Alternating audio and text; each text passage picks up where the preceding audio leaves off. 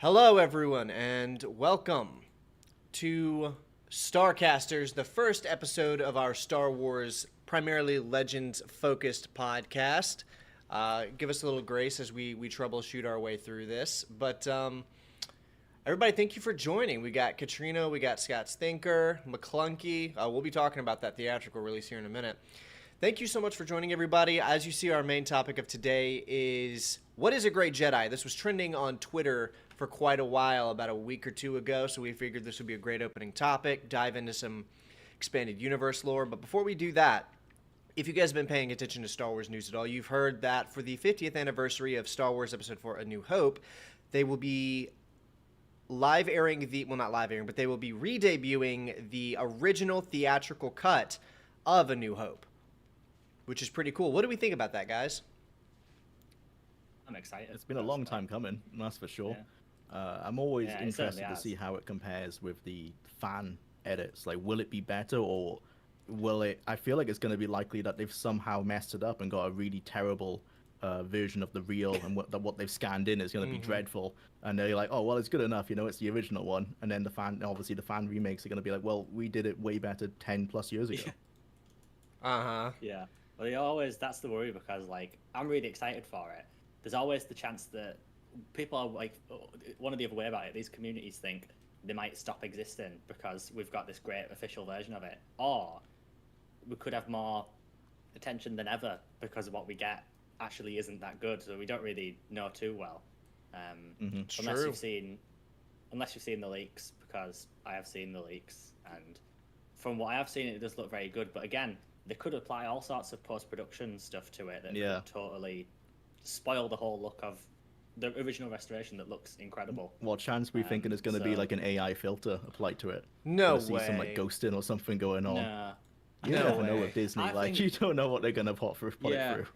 I will say, from what I know, Disney has a very good reputation with restorations. Apparently, they do a very good job of restoring things a lot of the time. I know, like, I'm very much into, like, physical media. I know when they did Cinderella in 4K, there were people that were, like, raving at that, who don't even care about the film, and just how good they'd done, like, an old cartoon. So I have hope that it could turn out really well. I almost want them to use an AI filter, because that sounds so funny. Imagine people like hyping themselves up for a year and a half to go see the original A New Hope, and they get in there and it's like everybody's face is glossy and smeared. It's the interpolated 60 FPS as well.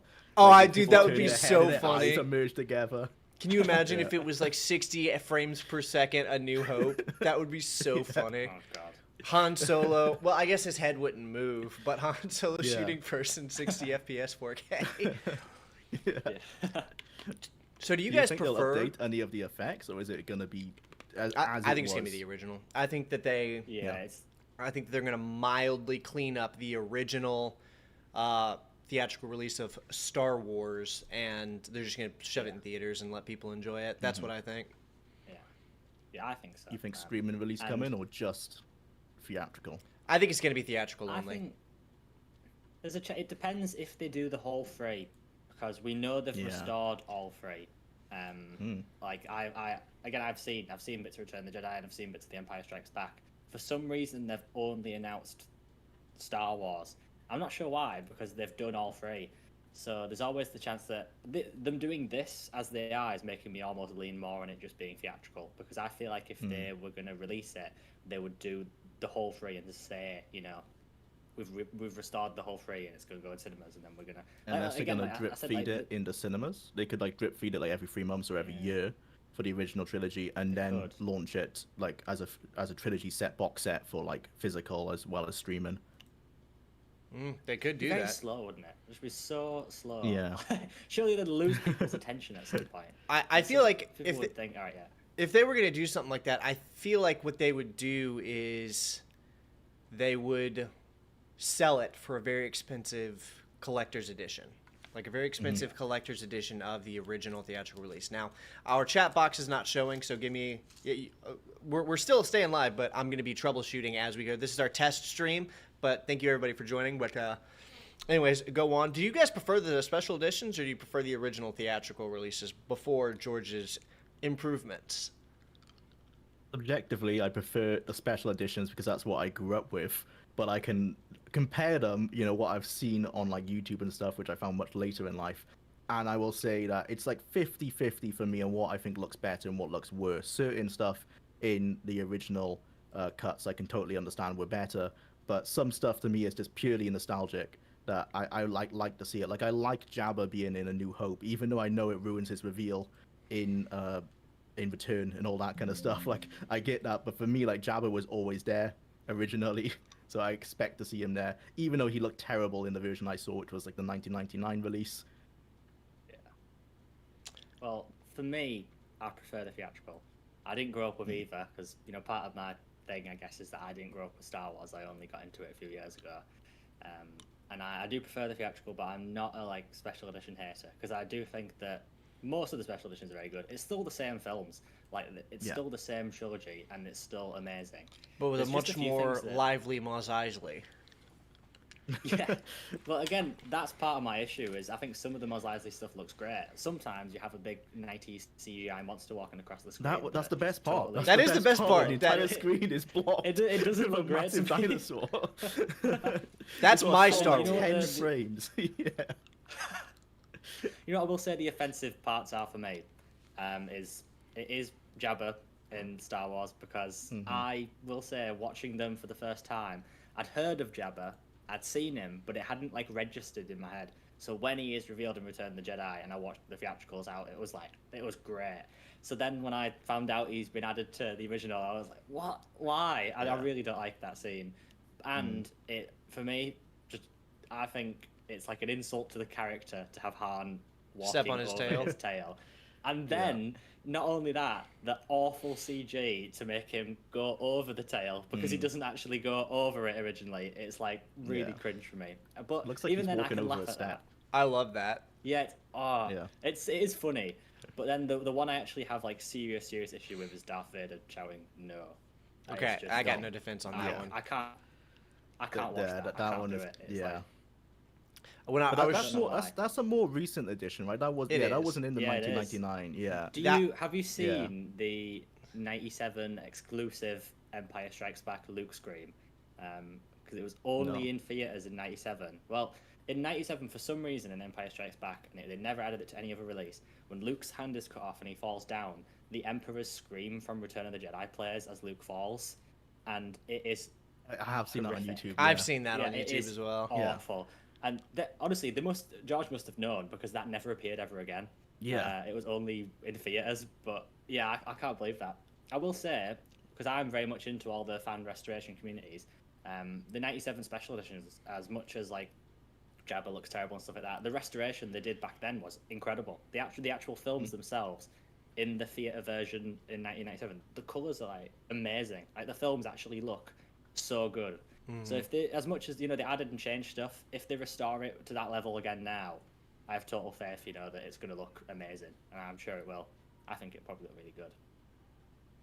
Yeah, hopefully. That's what I think. Where do you Prefer guys special line up on personally. my? It's not a special edition. Special edition. It is from the. It's one of those things they slid in. I think post buyout, but I am the world's largest and staunchest McClunky defender. Where do we line up on McClunky, everybody? It's definitely a Disneyfication. It's the most Disney thing they could have added to add a comedy bit to that scene. My favorite thing about that is after however long, like decades of people arguing who shot first between Han and Greedo, it was a cultural thing. It would show up in movies and talk shows. Who shot first? I love that the resolution to that conversation, that piece of Star Wars fandom cultural history, was just to add in Greedo saying McClunky before getting shot. That's my favorite thing, Why? dude. Do you think it was the way to make I mean, get everyone to stop talking about it, like make the scene so comical that Step no one back. even It wants to worked. debate? Yeah, no one It even wants worked. to debate it anymore. Nobody's They're like, talking about who yeah. shot. They're talking about nobody talks about it McClunky. anymore. You're right. Yeah. It's You're all right. about McClunky now. And even then, Yeah. a lot of people don't even think about it anymore That's because true. it was such a big talking point originally. Honestly, I never see anyone talking about who shot first anymore. No one brings it No. up. No one debates it. It's just been forgotten. Yeah. And as well, Han that's Solo not canonically as much has as... godlike reflexes. That's just how it It's is. true. Yeah, I'm working on a shirt that says hashtag McClunkygate. So what do you guys think? I assume we're all in agreement that in the original theatrical cut, I'm still getting over sickness, Han shot first, and then special edition, Greedo shot first. That's just, we all know that, right? Yeah. I think that's like the objective facts, but you can actually compare them side by side. Yeah. Because Han's digitally when I watched moved. it originally, yeah. Yeah. I always took it as Han killed him in cold blood. That was always how I took it. I liked that more. I always imagine. Yeah, I mean, I think maybe cold blood is too strong because he is, in a way, he knows that guy's going to kill him, so he has to do it to escape. But he has no provocation to do it. He just kills him. But That's I almost actually think why I don't disagree with Han walking over Jabba, because I feel like it just fits his cold-blooded. Like, he's just very disrespectful. Like, this is the most hardcore gangster in the galaxy, and he's like, I don't care. Yeah, I'm gonna walk over his tail. I also like At the the idea beginning of that, that film, yeah. no, I was just gonna say, I like the idea that he had just unloaded all of his cargo. He'd just been boarded. He's in deep debt. Like, I like the idea that he just didn't care anymore. He was kind of like, what do I have to lose? Jabba's sending Greedo after to kill me. I'll kill him. I'll walk on Jabba. What are you going to do? If I don't get this 15 to 17K from this old guy and this kid, I'm screwed anyway. So I like the idea that in that moment in time, Han was especially, like, over it, you know? And he kind of mellows out later. Also, that has offered a new perspective for me on that scene of him walking over him. That's one of the best things I've heard, the idea that he just don't care anymore. Because I think that tracks really well. At the beginning of that film, I don't just think he's like I don't think he's just like a bad What's guy. up, man? I think this is a guy that he's clearly put his all into something and lost. And he's at the lowest he could possibly be, and he just doesn't care anymore. I think that's why you know, that's why he comes back to help Luke and everyone at the end. He's going because he thinks, what's the point? You know, it doesn't matter. But what he experienced with them is enough to show him that actually I don't need to give up all hope yet, and that's why. And that's why the movie's called A New Hope. Fits really well. I can't ignore. Han doesn't fear anyone. Like when he was faced with like dying in carbonite, he wanted to be snarky to the girl he liked. You know, like I don't think he would be scared of the biggest gangster in the galaxy. I think we all wish we would have as cold and aura farming of an out as Han did in that carbonite sequence. Yeah. I can't ignore this Katrina comment where she said, "Do you think he dropped the hard McClunky to offend Han and bait him into shooting first?" Yeah, I think so. Yeah. Did you guys know that that's a real Hut? Still getting swear word. It's a isn't real. It? Yeah. No, it's not a swear word. It means something. Hang on, I gotta look it up. But McClunky actually means something in Huttese. Did you know that, Gabriel? No. It means this will be the end of you or your death is the rough translation. How can it mean all I heard that somewhere, but how can that one word? I know. That's so much for one word. Is that specifically McClunky? Do you think McClunkies means something, or? I think it's specific. I don't think it's one word. I don't think it's McClunky. I think it's so like is it two like or three words. Key. Yeah, I think it's probably or like something. Because Yeah. if you actually listen to Greedo say it, it's like McClunky. Okay. I love that we spent this much time talking about McClunky. I know. Why McClunky, did yeah. they not vet it to be like? It sounds like a random like made up Irish name. I like didn't know what it actually looked like. Sullivan They could McClunky. have made it sound cool, but they were like, nope. Yeah, no. A new Coke. It's not yeah. cool at all. No.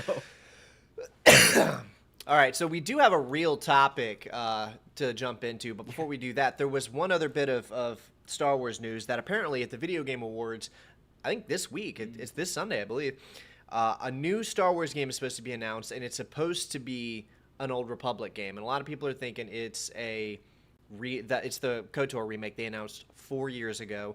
That's swapped developer hands like 5 times. What do you guys think? What do you think of the odds that we're going to see the Old Republic remake or some other Old Republic game? Did they announce who the developer was? Is it? Did we know anything? It got moved to Saber Interactive 2.5 years ago. I think it Yeah. was Aspire. They took it from Aspire. They gave it to Saber, and Saber's been working on it ever since. If that's the timeline, then I'd feel confident. It probably still is something to do with KOTOR. Like, yeah, I guess remake might be the best definition because I don't think it's going to be Yeah. very similar to the original game at all. Like, maybe the story will be the same and that will be it. Yeah, I don't think there's going to be the old gameplay. I don't think we're lucky enough for that. No. I think it'll be an action as RPG. well, like- It'll be Vampire Bloodlines Maybe too. even like it might even be like Souls. Oh God, Vampire Bloodlines. Yeah, it might even be like Souls inspired. Like I don't know what Saber Interactive are known for, but I think they're they're did gonna Space go for something Marine more 2. action. Okay, so it's gonna be more action oriented like that. Then. I think so. Yeah. Like a third person action game, kind of. I guess like Jedi Academy, Jedi Yeah. Outcast, with some Yeah. light RPG mechanics. Which I wouldn't have the biggest problem with. Quite good. If Yeah, as long as they still had but- dialogue options and choices. Yeah, and- that's the Yeah, that's selling the point thing. for me. If they don't That's what I keep love that, about the it game becomes so much. linear. Then it's a loss straight away. Like it's just Again, not yeah, KOTOR no. anymore. Bloodlines 2. It's gonna be like And I Chinese hope- rooms Yeah, Bloodlines 2. yeah. They've already done a sin for me anyway in advertising so much around Revan because I always True. think you shouldn't use Revan as a selling Yeah, point. of spoiled it KOTOR straight because- away, innit? Yeah, Well, spoiled it, he's yeah. also not really He's supposed in to it. play- No, I mean, he's out, not. Yeah. outside, A outside. flashback. Obviously, you are Revan. Spoilers, but you see him in like Yeah, 3 yeah. flashbacks for like 10 seconds. Mhm. Like he's got Yeah. super sick armor, but he's not even on the cover of the original game. You know what I'm Maybe saying? they're trying Like, to sell the yeah. book. Maybe that's they're trying to get that author some money. Yeah, Trying to get the God. Revan book back out. Don't there. well, Well, I do. All right. Well, hang on. I do. It was written by one of the authors of KOTOR, so I wouldn't mind if Drew Karpyshyn It was, yeah, it got was- some money thrown his way. I liked the Revan The book. guy I that know. wrote. Yeah, Go I ahead. didn't. Yeah, I The know guy you that did. Wrote the Revan novel. He was the writer of KOTOR. That is his story. So I think Drew it would, Karpyshyn. anything that can give him, anything we can give him, I'm happy with because he is such like. I think KOTOR's like one of the most impactful pieces of work in the entire franchise. And he's I agree. So responsible for shaping the universe and the lore and the expanded It universe largely leads as a whole. into the Yeah. main topic of this show. It of does. This podcast. It Yeah, does. Like, yeah. It's the reason why it's such a mainstream topic. I would say is because they introduced Joe Lee Bindo. That's true. Yeah. Jolie Bindo is Yeah. like the OG. Well, Qui-Gon originally kind of had that aura, but Jolie was the OG like gray Jedi. And then also the average KOTOR playthrough is a mix of light and dark. Typically, most people who play KOTOR for the first time, they're gonna make whatever decision feels right, and normally your light side is gonna be like just and above the- the light. yeah. You won't ever be Yeah. really light or really dark. You'll be just above the light. I think is the average playthrough. Yeah. Which what color is I know, it? like, You know, my it's style- gray. It's great, yeah. Yeah. It should actually be purple if my you were going to style be is in the not middle common. of blue and red. But That you would have been know. artistically a great choice, but that's another reason why we got the gray Jedi thing coming on. Purple Jedi is so much cooler. Should have gone with that. That's Mace Windu. Yeah. Did you guys read Take his the? thunder, you know. Did you guys ever read Shatterpoint, the Mace Windu book? I've listened to it. I did the audiobook. Okay, well, I was listening to it as well, but it's a really cool book. It's Completely, a very good completely audiobook sidelined, as but well. anyways, back. You were saying something about the Grey Jedi, Jular. Oh, just saying that's how KOTOR is the reason we can blame really for why it's so big because the mentions of it Yeah. before KOTOR were very sparse. Like a few comic books mentioned it, and it was mentioned like, oh, Qui-Gon is like a little bit grey, and there was like some grey paladins, which aren't actually grey Jedi. They're just like Jedi who want to use blasters, essentially. You know, it's really sparse, the actual descriptions of it. But then KOTOR comes out, and then suddenly the fans have an idea of what a grey Jedi is based on Bindo, and now there's a whole grey code, which isn't a thing that can actually exist with how the Force is described in the films. And, you know, speaking of that, I was thinking about this the other day. I think Jedi Academy also kind of played into that a bit as well, because that's a game where you play as a Jedi. You can be a Jedi the whole time, but you can use a bunch of dark side powers. And if you do that, Luke will chime in between missions and be like, I see that you're falling to your anger using the dark side. But you can still totally max out your dark side powers and also do the light side Nothing wrong will playthrough. ever happen. So No. the video games in general certainly impacted the way a lot of Yeah. people perceived View it. the Force. Yeah. Yeah. That's what I would say is that it is the video games in general, all of them. Anytime you got to use dark side abilities and not have it have like a sort of total impact on the story, sort of give people this idea that you could be somewhere in the middle and do a bit of both. Which I guess I also Yeah. think in real life, I know a lot of people that aren't that interested in Star Wars. We can sit and talk all day about how it doesn't make sense with the films. A lot of people who aren't actually that invested don't really care. Like I know somebody who really likes Star Wars and games and stuff, but he's not that invested, and he's just like, oh yeah, I don't care. It's cool to use that stuff, so whatever. And a lot of people do think that way. So that's why I think it has become such a big debate, because it's been so normalized in a lot of games. And Patient Zero would ultimately be wins out. whoever wrote the Jedi Code and Sith Code, because they're KOTOR, complete right? opposites of each other. Was it KOTOR? I'm Then pretty sure. That's yeah. who's to blame. Again, we're back to KOTOR. I'm pretty Yeah, sure KOTOR. those codes As originated from philosophies, KOTOR. they're completely opposite, and they are just they couldn't be more opposed, and they force people to want to be in the middle, because it's either like you are the morally most corrupt person of all time and there's nothing good about you, or you're the goodest being that's ever been good. And so and most people are going to be like, well, I want something in the middle. And so it forces people to want to be something that's grey. I always think about that scene where you have the option to like force choke somebody who's being mean to Bastila on Tatooine, and you get dark side points for that, but like everybody's gonna do that because he's being a dick and you're not hurting him, you're just force choking him, but you're gonna get dark side points, and I think you should, by the way, but it's one of those instances that people be like, okay, well, I want to be a good guy, I want to be a Jedi, but this guy's also being mean to Bastila. I want to choke him out. That's an abuse of power. It is objectively not the Jedi thing to do, but that's why people start leaning gray. That's the temptation. Tying Well, I dark think, sides to moral philosophies, I think, is where it all falls apart. Well, KOTOR 2 handled it a lot I better. would say as well, I think we have to think as well that a lot of this stuff that people are so rigid on, light or dark, and then some people are totally down the middle, and no one can agree on that. I think you have to consider the guy I know, he's called Zazayan or HollowNet on YouTube. He did the documentary on my favorite book series, New Jedi Order. He shared something with me that I found very interesting, which was a quote from George, which came from a Time thing where he was interviewed for something, where he talks about I can find the source properly at some point, but he talks about what he planned for the sequels, and he said the third trilogy will deal with moral and philosophical problems. In Star Wars, there's a very clear line drawn between good and evil. Eventually, you have to face the fact that good and evil aren't that clear cut, and the real issue is trying to understand the difference. Now, I've always took that as a real quote. That's a proper quote of George saying it isn't as simple as good or bad, even though the films that he does play with that. I think you have to consider something that I often say that I always think people don't like, is that Yoda and Obi-Wan are shown in the original trilogy to be completely wrong about everything that they try to teach Luke. They're totally wrong about Vader. They're totally wrong about the dark side corrupting you forever and not being able to come back from it. And Luke sort of has to face the fact that, the people that he looks up to and taught him weren't right. So I think there is an element of, I don't think you could just do bad things and be okay with it. But I don't subscribe to the idea that, again, like we were saying, if you force choke somebody, I don't subscribe to the idea that you are now stuck being a bad person forever and you're stuck doing like terrible things forever. I just don't think that's logical, because as human beings, all the time in our lives, we do bad things and we learn and grow and develop. I don't think the Force in any way makes it so that you go further and further and further down that path. I think I do have something I'm not to. sure I believe that personally.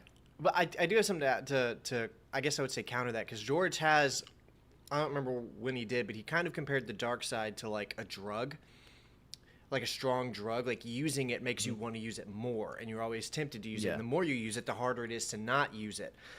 So like the thing you said about choking somebody or whatever, it's hard to blame Yoda and Obi-Wan for looking at Vader and being like, okay, yeah, when you start pumping heroin, it's over for you, because they just watched this dude.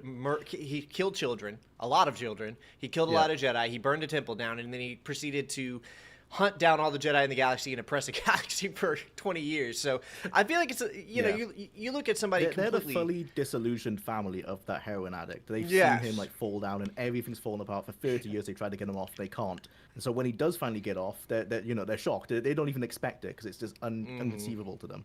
And at some point, you're like, So okay, just don't do it. Do not touch it, because I've seen what happens when you mess with it.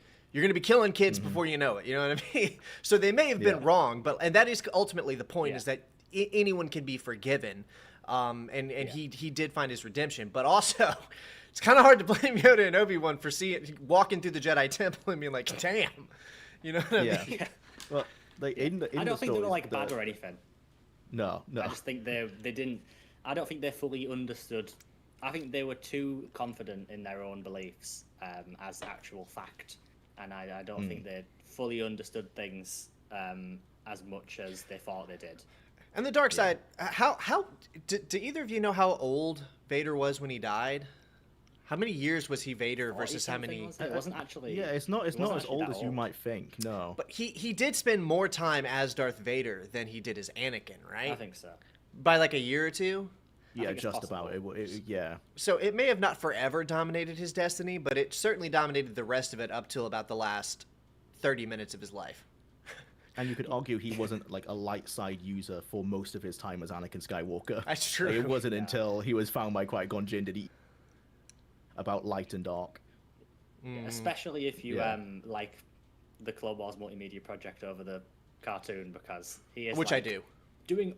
I do as well. He's doing awful stuff all the time in those comics Yeah. and books. Like he's Yeah, doing yeah. something terrible every single day of the war. It's very rarely that he's like doing the right Yeah. thing.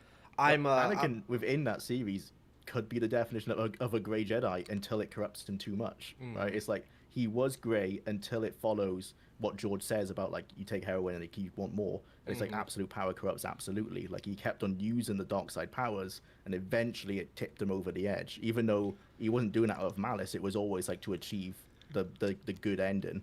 That's right. One of the biggest eventually problems goes I too have far. with the '08 Clone Wars series is that I think that they completely demolished the progression of Anakin from Attack of the Clones into Revenge of the Sith. He's like a different character. If you watch Attack of the Clones and you watch Revenge of the Sith, it's like you see a slightly more grown-up version of that character from Episode 2. If you watch the 2003 Tartakovsky cartoon, it kind of takes it straight there. If you watch the Clone Wars series, it's like he grew up into a different, more mature human and then regressed in Revenge of the Sith. It doesn't make any sense.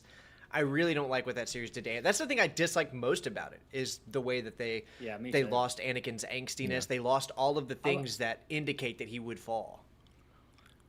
Well, what I will say as well about that is people always say like the Clone Wars Anakin is a lot more like Anakin at the start of Revenge of the Sith, and yeah, but the problem for me, right, is that we should have seen him develop into that throughout the series. Like we should have started off the series like Attack of the Clones Anakin and ended the series where he is like that person.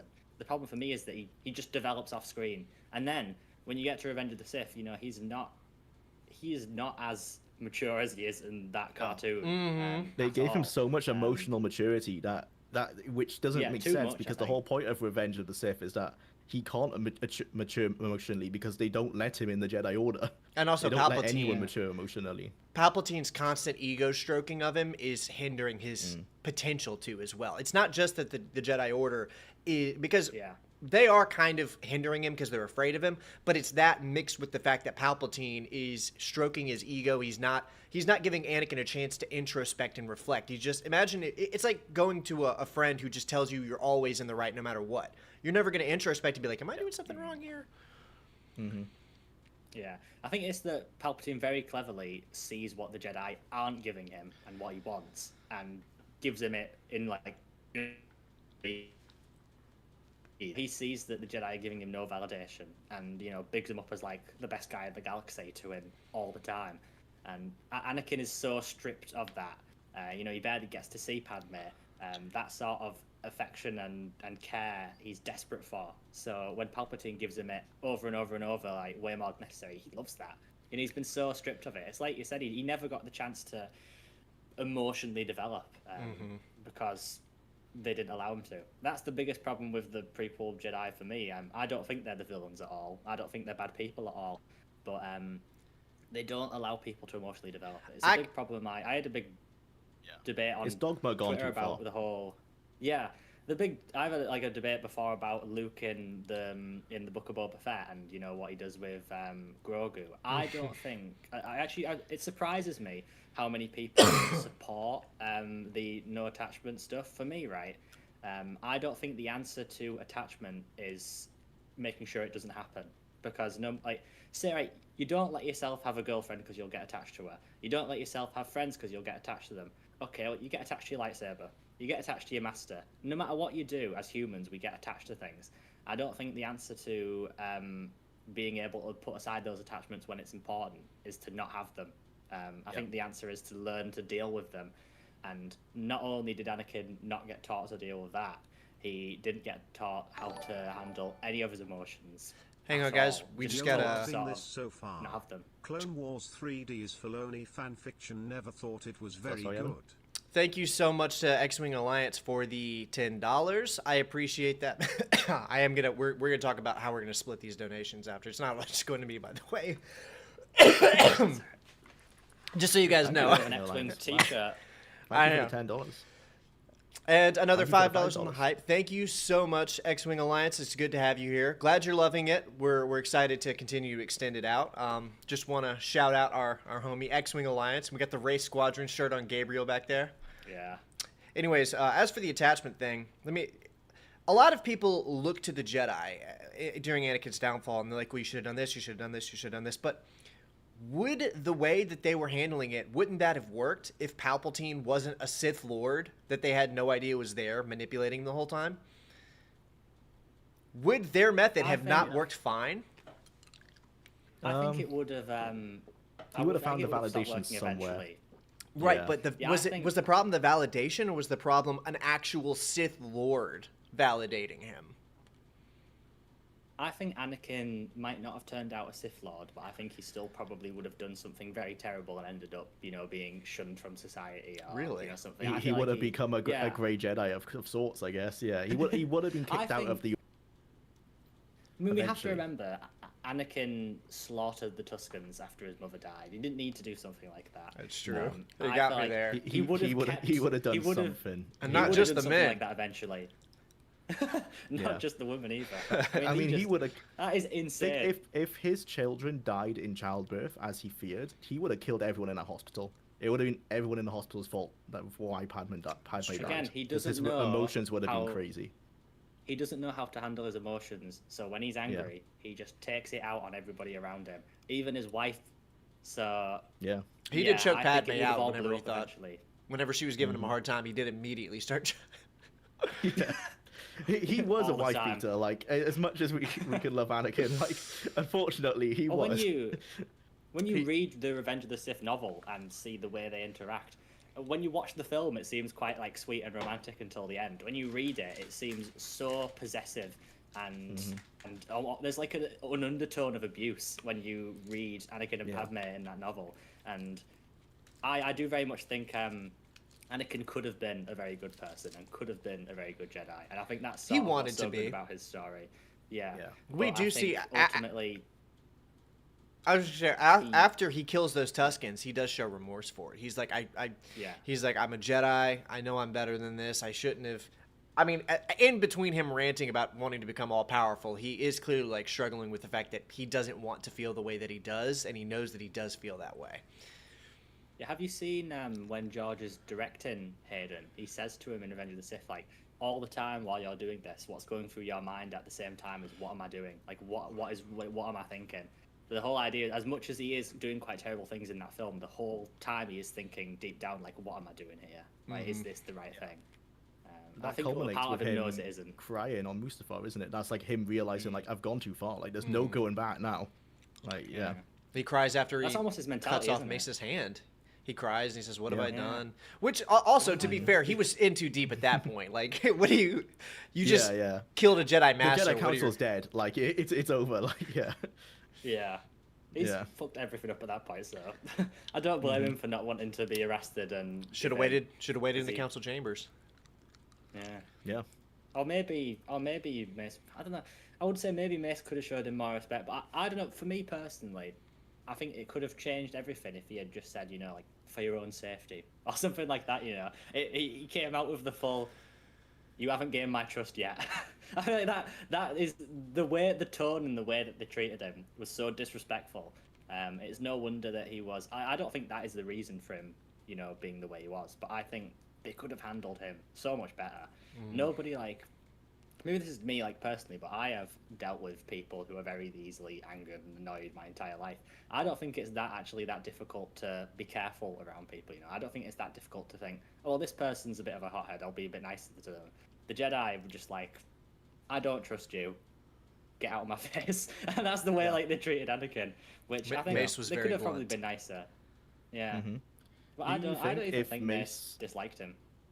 No, I think Mace was felt upset that he wasn't the chosen one and kind of resented Anakin a bit. That's an interesting take. Where do you get that?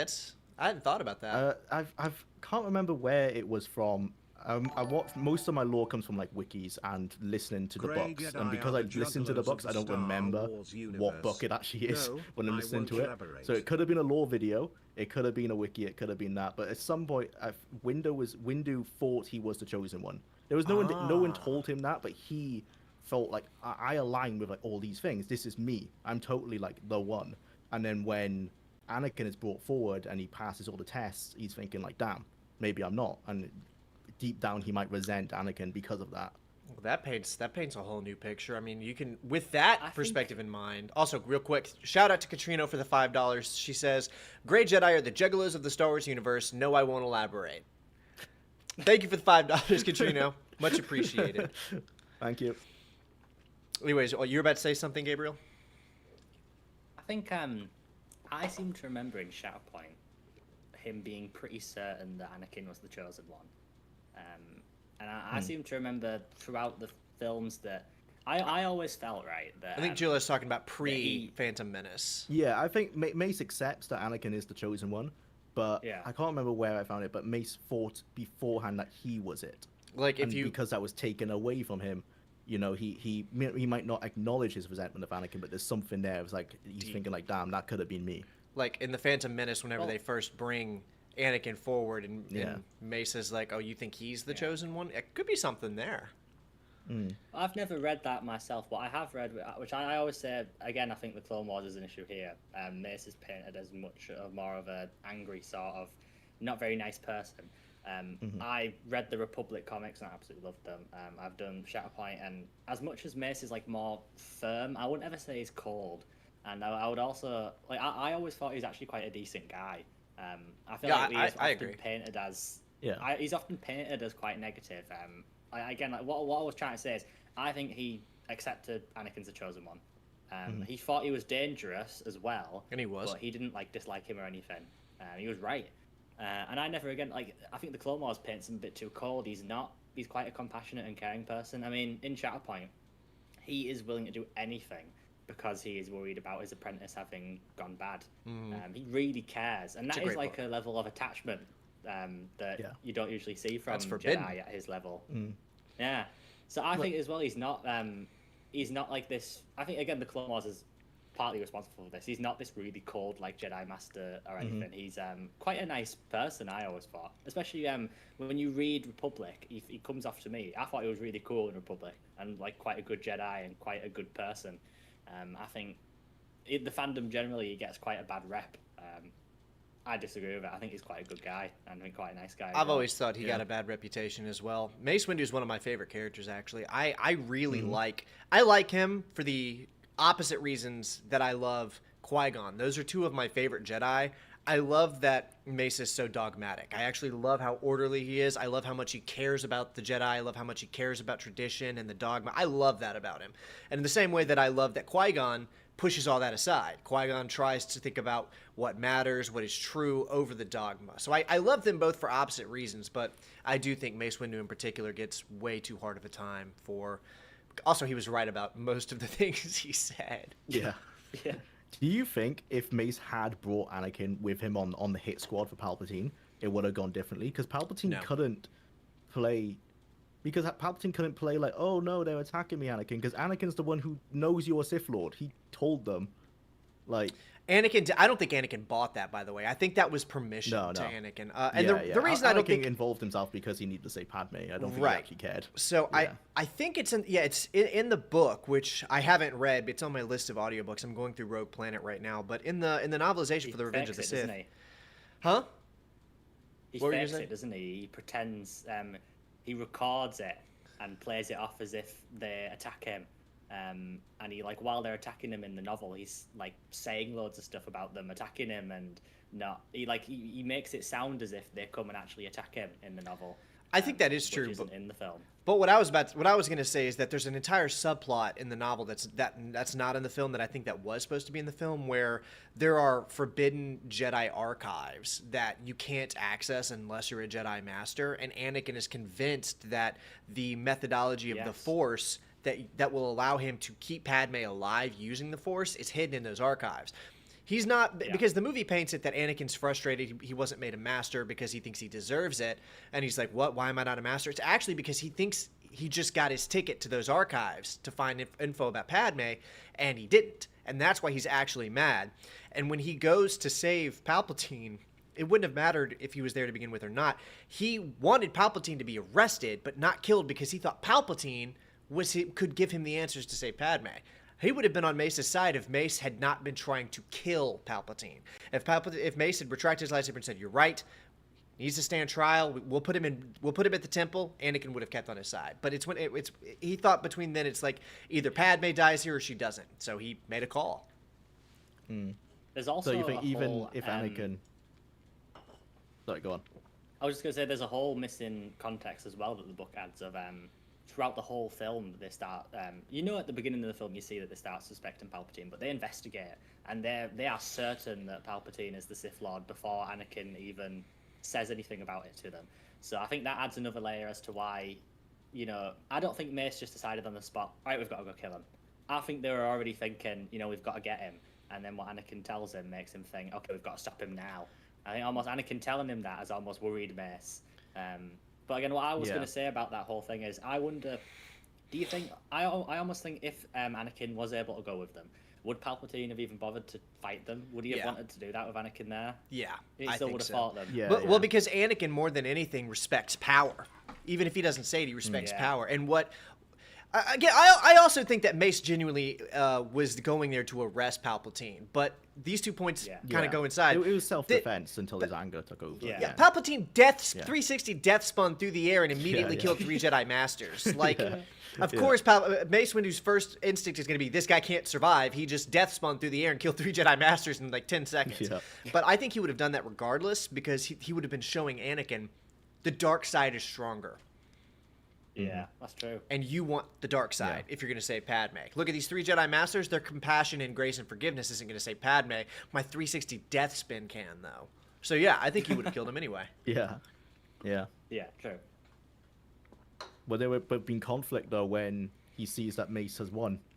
What do you think? Like, oh, maybe he's wrong. Or do you think Palpatine would have somehow fought harder, knowing that Anakin was watching?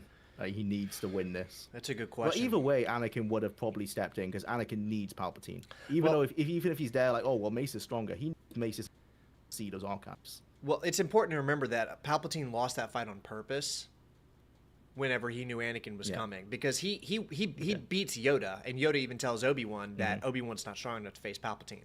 If Anakin had been there, it would have...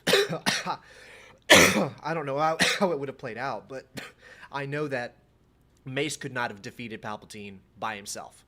If it had just been between Mace and Palpatine, Mace would have lost. He was not capable of beating Palpatine by himself. Okay. That's What's for your sure. thoughts on, is the lightning disfiguring him, or is it removing his mask? That's a good question. I'm not sure, actually. I think once upon a time it was removing the mask, and then it became disfigurement, because we do know, I'm not sure if you've ever noticed, in episode 2 Palpatine looks much older than he does in episode 3. And the original idea was that he was going to slowly turn into Sidious. He was going to slowly become like that. I've seen that. But eventually Josh changed his mind, and in episode 3 he looks significantly healthier than he is in episode 2, and much younger. So I think at one point it was a mask, and then at some point they decided it'll be the Force lightning doing it. So I think it was a bit of both, but ultimately I think it's the Force lightning in the end. I think you could probably take it to. I think you could probably take it to be a little bit of both, because Yoda does say, I think he says in Revenge of the Sith that, no, it might be Attack of the Clones, but in one of those 2 movies, Yoda says that the ability to hide your presence and shroud a light side user's ability to be clairvoyant is a power specific to a Sith Lord. So it would also make sense if it was it was kind of a mask. Yeah, I think it may be a bit both, like you said. Yeah. It would line up as well with the kind of the KOTOR thing of like I was about bad to people say that. are ugly in it. Like that's literally the trope. Is that I like that No idea. bad person can be handsome. I like that idea internally because I grew up playing KOTOR. I like the idea that the dark side literally like corrupts you and like makes you uglier. Yeah, I don't think that's It leads to some cool designs. yeah. it does. Yeah. Judging we don't in real life, it almost seems to be the opposite. But Have you seen like the interpretations of like Darth Maul's race that aren't like corrupted by like the dark side? I think they are KOTOR like 2. fan interpretations. but no, we see Yeah, it in actually, KOTOR you're 2. right. In KOTOR too. Yeah, we see it. Yeah, that's where I got it from. Yeah. Yeah, because Bayodur, if you, it's really hard, but if you can make him fall to the dark side, and he gets the tattoos, And he gets mauled. Yeah. yeah, It's interesting because Yeah. I do know Maul's whole backstory is another point of contention in Legends because it was different and then it got changed. Much like Boba for Fett. example, the way Sidious gets him is different. That had to be changed because I know they had a point where Sidious made him get those tattoos and put him through all that stuff, and then there was changed that he always looked like that. So I suppose it It might have depends changed really, again if they actually went ahead with the Maul movie. it's a Looks like series, that's but probably yeah, gonna- it's Maul Shadow Lord. It's a series, but it's real. It's It coming. was gonna be a series, was it? Yeah, Is it's it actually coming? yeah. It was announced. Oh. I mean, it hasn't been formally announced, well, but it was maybe- at a Oh, con, gosh. and there was you can find a like a phone recording teaser trailer of Maul Shadow Lord. Nice. It looks What are you fine. thinking of? They were developing a game back in the day. That's what Oh, they were yeah. doing. Like years ago, they were making a Maul game. I made a whole video about that. and It got cancelled. Yeah. I'm actually kind of bitter There's about it some because great it looks art. super cool. A lot of the concept art for the old Maul game is really cool. Like, it's really impressive stuff. What Really, era actually, is really that? sad Is that we it, didn't get like, any of it. It PS2 start era or PS3? 360 It's more like PS3. Force Unleashed era. So Oh, nice. yeah. Okay. It Like- looked like So, like Force Force, Unleashed. yeah, Force Unleashed adjacent. Nice. It started Yeah. development in I think late 2012, early 2013, and then just went in and out of development because it started development before the buyout, and George was mildly involved, so it may have actually been early 2012, and it was in and out up until 2015. They worked on it on and off because they couldn't get a clear answer from Disney because they kept asking, "Can we do this? Can we do this? We've already got all this work done." We were working with George, and Disney would not give them the green light. Then Disney struck that deal with EA Games, and the project was officially killed. But they wouldn't give them a clear answer on Yep. whether or not they could make it for like 2 years. Isn't it always I think interesting that Disney were George very is unsure. very involved in visual multimedia, but doesn't seem to care about books and comics? Like authors, Well, and like there for is- comics and novels, are normally like, yeah, we don't talk to George, but he's like always involved to some degree with the video games, with the animation. Well, I actually think I can tell you my intimate knowledge of George's involvement with the books and comics because I Okay. know when he got involved and when he stopped Nice. getting involved. that's why you're here. Because he didn't care originally. He had no interest. What he said so they did the Bantam books and they had the deal with Dark Horse Comics, and what he said was, well, I'm going to do prequels eventually, so don't do that. I'm probably never going to do sequels, so do that. And he let them do whatever they wanted. And then there's a bit of conflicting stories here, but what I believe is he liked the art of Dark Empire because he gave it to everyone at Lucasfilm. He gave it out and let people have it, and he loves the art of that. But I think her name's Lucy Wilson. It was who was editor, and she was very responsible for. She hired Timothy Zahn. She shaped the New Jedi Order. She's one of the most monumental and important people in all of Star Wars that is so unsung. She typed up the original script for Star Wars. She's really, really important. Well, she met George, and George said, "Oh yeah, I saw that comic you did. Palpatine would never come back. I would never do that." And then she said, "Well, how are we supposed to know that because you don't tell us?" And it was actually Dark Empire that got George to set up the whole system where everything they did had to go through George. And then for years, nice. everything did go through George. You know how he says Luke never gets married? He said that Luke and Mara could marry each other. He allowed that. He did so allow it. everything went through him until a certain point. So again, the New Jedi Order, my favorite series. People say like he didn't like stuff like that. Oh no, he was involved. The Yuzhen Vong, there was a villain that called Onimi. He gave ideas for that character. He was involved in that. And then it was after that series that he stopped being involved. So around when he started getting more, he did the prequels. Those films were coming out. he made the decision to step away from books and comics and focus on games and TV. And, you know, he started doing the Clone Wars and he got involved in The Force Unleashed. And it was then that he stopped being involved in the games in the books and comics. It was probably around 2005 when he detached himself from it. Well, And interestingly he enough, at that point, he didn't care. well, not quite, because I can actually pick up from there, from what I know, which is that when he began developing his television show, Star Wars Underworld, in 2008, his interest renewed particularly in the visual medium and the interactive medium, because he was developing Underworld and he wanted to tie Underworld into the other EU stuff. So he kind of backed off from the books because those were those were doing stuff that wouldn't really be pertinent to that. But I know that he was very keenly involved with the Star Wars 1313 game, because that was supposed to tie into Star Wars Underworld, which I don't know how much you guys know about that show, but he actually filmed enough footage for, I think it was like 50 episodes. No. They wrote 50 episodes worth of scripts that were ready. Multiple seasons, 50 episodes of scripts ready, and they shot enough footage for like 2 or 3 seasons that was just unedited sitting there. And then after he sold the series, so there's like several dozens of hours of Star Wars Underworld footage that we'll just never see. That's a whole other thing. I'm just bitter. You think that's one of the personal projects he edited? Because he says he makes his personal movies, right? That no one's ever going to see. You think there's an edit out there? Maybe. Yeah, I'm sure, because it's confirmed. I think he himself at one point said that they had filmed dozens of hours worth of footage. There's leaked behind the scenes footage of Coruscant and like full scenes, like of Coruscant sets built, people walking around, stormtroopers. Like there have been BTS shots leaked of entire sets for Underworld. Like it's there. Yeah. Yeah, I know. Again, that's something I don't know probably as well as you, but I do know bits because I'm always fascinated at how George Lucas predicted the future of the entertainment industry over and over and over, because he knew the whole streaming thing was coming before anyone else did. That's what Underworld was going to, be part of. He wanted to have a whole streaming thing, and everyone looked at him like, what are you on about? And then look where we are now. Well, he that's was the thing. so Lucas, ahead of everyone else. He oftentimes wasn't just predicting it; he was establishing it with like THX and like that kind of stuff. Like if he had done a streaming service, people would look to him as like, oh yeah, when George Lucas made his streaming service, that's when it became a big thing. It wouldn't be Netflix or whatever. It would be like would be ground zero. We were so close. If he hadn't sold, it would have been. He sold his child to slavery, but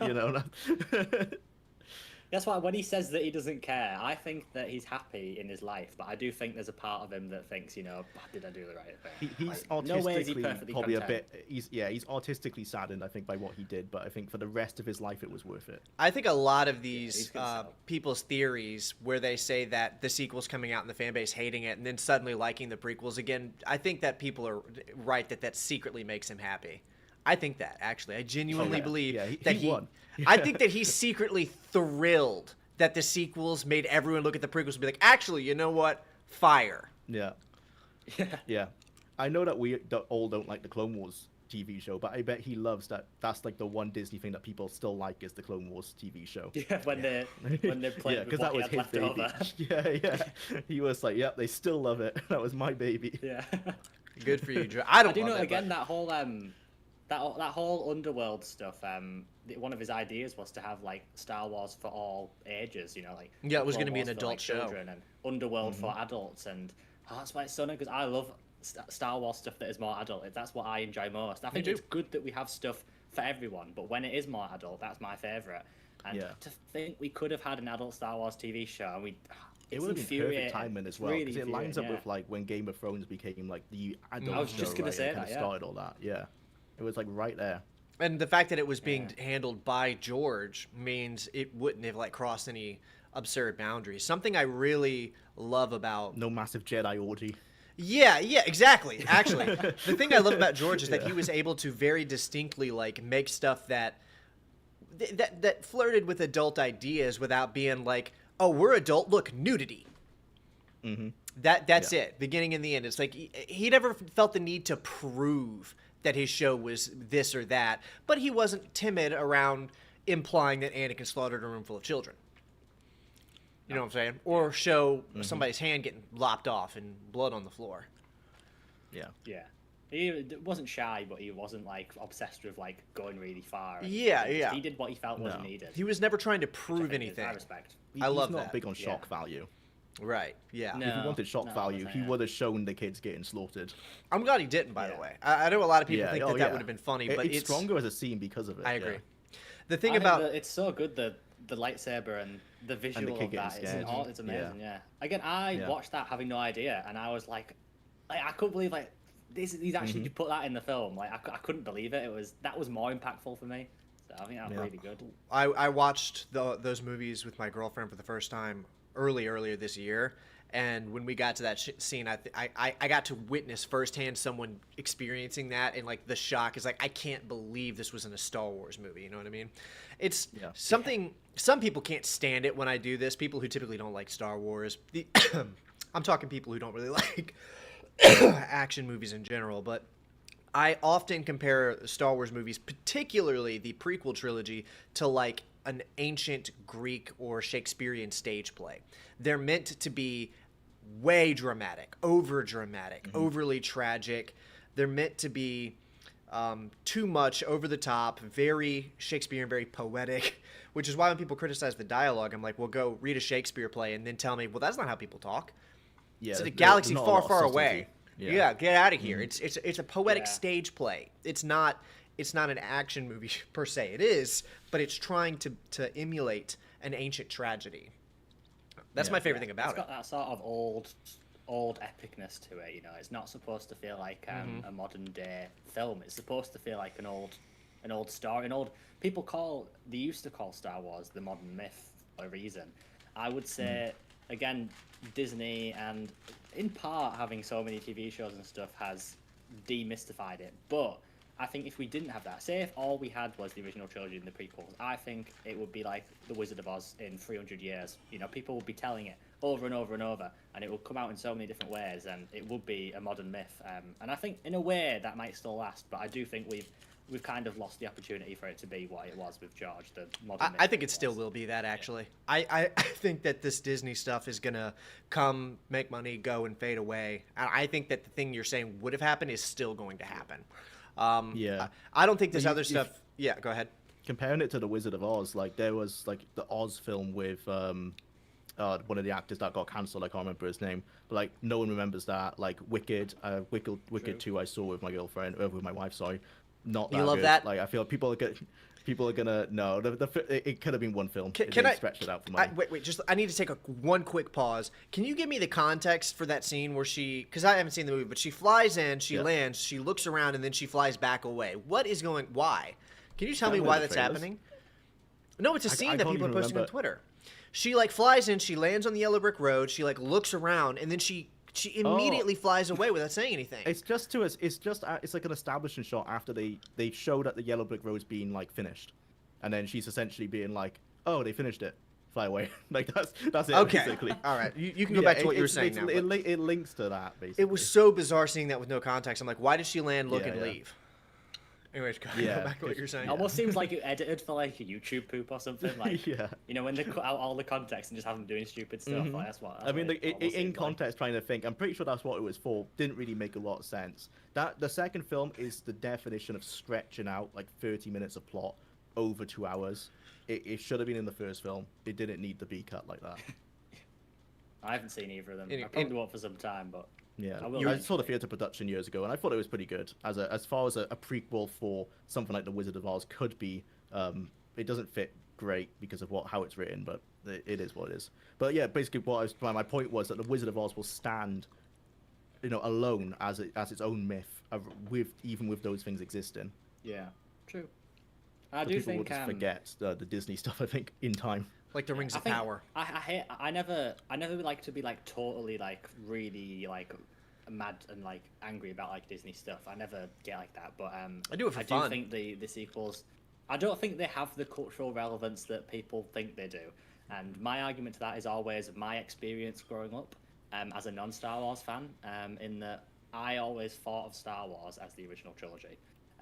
And you get a lot of people that say like, oh, when people think of Star Wars now, they think of Rey and they think of stuff like that. No, they don't. And I always think of as well, like when they say that it'll have the same resurgence that the prequels did. What I have the same story every. Oh dear. Yeah, I think we we may may have- have just lost him. He did warn us We that were this was aware going to this happen. might happen. Yeah. He's currently in his university digs and he's working off of 4G data. So this might have he was aware this might happen. It's one of those teething problems that we'll be sorting in the future. But to go on, we can kind of pick up on what he was saying, which is the sequels will not have that kind of resurgence. But he's back. You I'm cut back out now, it seems. You cut out right as you were saying that the sequels will not have that kind of resurgence, and you were about to tell a personal anecdote. Can What I you? was gonna say, was that my friend watched The Rise of Skywalker for his birthday in cinemas, and I was sort of interested, and I said like, what was that like? And he said, even though he was a child, he thought it was awful, and he hated it, even though he was a kid. And Smart that kid. for me has solidified. It's not going to. I'm sure there will be people that grow up and remember and have nostalgia for it, but I don't think it's going to quite have the total resurgence that the prequels have had, because if you're getting kids that are watching it and thought it was abysmal, I don't think that's quite going to happen. That's just me, because I don't think it's going to have that big resurgence. There's a lot of anytime other soon. reasons, and another massive reason is that the prequel trilogy. The biggest thing people criticize even people who hate it, all they say is bad CGI, rough dialogue. But if you watch them back to back, they are interwoven. They are connected. Everything that happens in one impacts and matters to the other. That is basically the exact opposite of the sequel trilogy, which is just 3 movies without direction, without continuity and connectivity, and all 3 of which rely so heavily on the audience having a pre-love of nostalgic aspects of the original 6. Like, Yeah. It's what happens when you don't have a plan. Like there was no plan beforehand, and you can tell. Like the entire ninth film is what everything is what happens when one director's like, oh, now I want to do this, and then we have to save what's happened. And, somehow Palpatine returned. yeah. And also the prequels. I always think. Go ahead.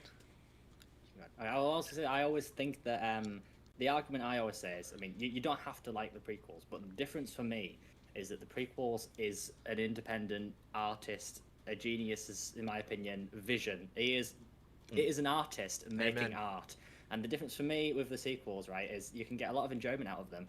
In the same way that I love slasher horror films, they're not always art. And again, as a big, massive slasher horror fan, I love a terrible, awful slasher film that has no substance whatsoever. That is what I enjoy, and I'm happy to say that.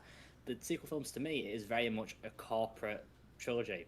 I wouldn't consider it as much the art form that the prequels are, even if you don't enjoy them as much. Like I said, it's an independent artist's vision, and he has a plan, and he puts his all into it. And you might not like how it turned out, but I think there's a lot more art to that, and a lot more creativity than the sequel films, which to me, again, we can talk about the First Order. You get people that say it's a commentary on a recent rise in fascism, and I think it's not. They thought the original films had stormtroopers, so we're going to have stormtroopers. That's the truth of it. That's it. There's not that much thought to it. That's a cool story, right? The whole take on politics and stuff like that, but that's not what they were going for. It's just ain't not. no way. They wanted to tell a similar story, and I think if you're going to enjoy them, you should be honest about that. Because, like I said, I can be honest about the things I enjoy that aren't as good. It's okay for something to not be as good and enjoy it. And you should just be honest about that. It's for sure that they just wanted to tell the same story, because The Force Awakens is just a more boring version of A New Hope. They're like the same movie, except The Force Awakens is somehow more obtuse and also more boring. Mm-hmm. Yeah. It's like the only praise that you can give to those films is like, well, clearly Abrams loved the original Star Wars because he just remade it. Like, you can give him that. Like, Great visual it's not like effects. they gave it to someone who hates Star Wars. Like, he loves Star Wars so much. Yeah, I think they look good. They do. They're nice looking films. Effects are very good. Music is great. Cast is good as well. Choreography is terrible. What? Yeah, it's really bad. Yeah. What is each of we're not. What is each of your favorite sequel movies? 7, 8, or 9, and then rank them for me. 9 at the bottom. Well, Really? 9's my me- favorite of the 3. For me, I like. I have negative feelings on all of them. Force But, Unleashed in 9 for me. 1 billion Star Destroyers. I can't. Weirdly enough, That's I so think- ridiculous. For me, unlike a lot of people, I hate The Force Awakens the most. I have We the most agree. Issues with The Force Awakens. I thought I I'm have the typically most the issues rare with it. one. I think that The Force Awakens is the worst of the three because it's. fine. But my opinion, I'm sure we both agree on all of the reasons why. But my biggest problem with The Force Awakens is that it's just so boring. Like, I think that the Last Jedi is a way worse film. I think it did irreparable damage to the brand. I think it is insulting, but at least it's not boring. I think The Force Awakens is boring. I would rather watch The Last Jedi. I would rather watch Rise of Skywalker than The Force Awakens. Force Awakens is so dull, man. Anyways, There's go on. nothing new to it. And the problem for me, right, is this is what I would say. I said this recently, and I'm always going to refer to it. A sequel film should build on and what has been laid before and progress. It should be a natural progression of what we've already seen. And I think The Force Awakens is not a progression, it's a regression. We regress. The characters don't go forward, they go backwards. The state of the galaxy doesn't go forward, it goes backwards. Now, again, you know, we can talk about how much worse The Last Jedi is. At least things go forward from the last film. In a bad It direction, doesn't- but yes. Yeah, in a bad direction, but it doesn't take the step backwards, the million steps backwards that The Force Awakens takes. Because The Force Awakens, you could totally watch A New Hope and The Empire Strikes Back, and then The Force Awakens, because The Return of the Jedi might as well have not happened. That film might as well have not existed, because nothing that happened in that film mattered in the sequels. You know, like, the Empire, sure, we beat them, well, they're back. Or we beat Palpatine, well, 2 films later, Palpatine's back. What did Luke do, really, in Return of the Jedi? Did he do anything? Did He they win aeroformed. at all? Not really. He aeroformed, that's it. And the Republic had a few moments of happiness before it was all undone. I mean, there's no victory, really. What are your thoughts, July? In that film anymore. No, I think I'd agree. My problem is, I wasn't. Well, I'm not rating them in my head as sequels. I'm rating them as individual films. Oh. So I think The Last Jedi is like the strongest. As in, if you were not watching anything out of Star Wars and you just sat down and watched The Last Jedi, I think from the opening with that bomber scene to like the scene with the hyperdrive when they smash through that ship and it doesn't make sense with the sound or whatever. But as an individual film, if we're called The Last lightsaber wielder and we take Jedi off and we take Star Wars off, I think as a film, it's like the most interesting and the strongest, as long as you don't see it as a sequel and that these are characters that you know. Because obviously, like what they did, the Luke Skywalker and everything is pretty abhorrent. So that's why I like The Last Jedi. But yeah, if I was rating them as sequels, then I would then 9 would probably have to go up there because he said it concluded an arc and I kind of brought things forward. I think I pretty much agree with your takes. And then The Force Awakens is down there just because nothing happens. It's just a rehash. For me, I would say the best of them for me is The Last Jedi. It's weird because I have so many issues with it. There's also things I like. I kind of this is an issue for me. Like, I think Rey in The Force Awakens is boring, and I think Rey in The Rise of Skywalker is pretty terrible. In The Last Jedi, I actually kind of find a story somewhat interesting. I just don't like where they take it after that. Kylo, I kind of like his story of forgetting the Vader stuff because that is really cringe and becoming his own sort of character. I like that. Again, Rise of Skywalker, he just puts that mask back on and he start looking at Vader again.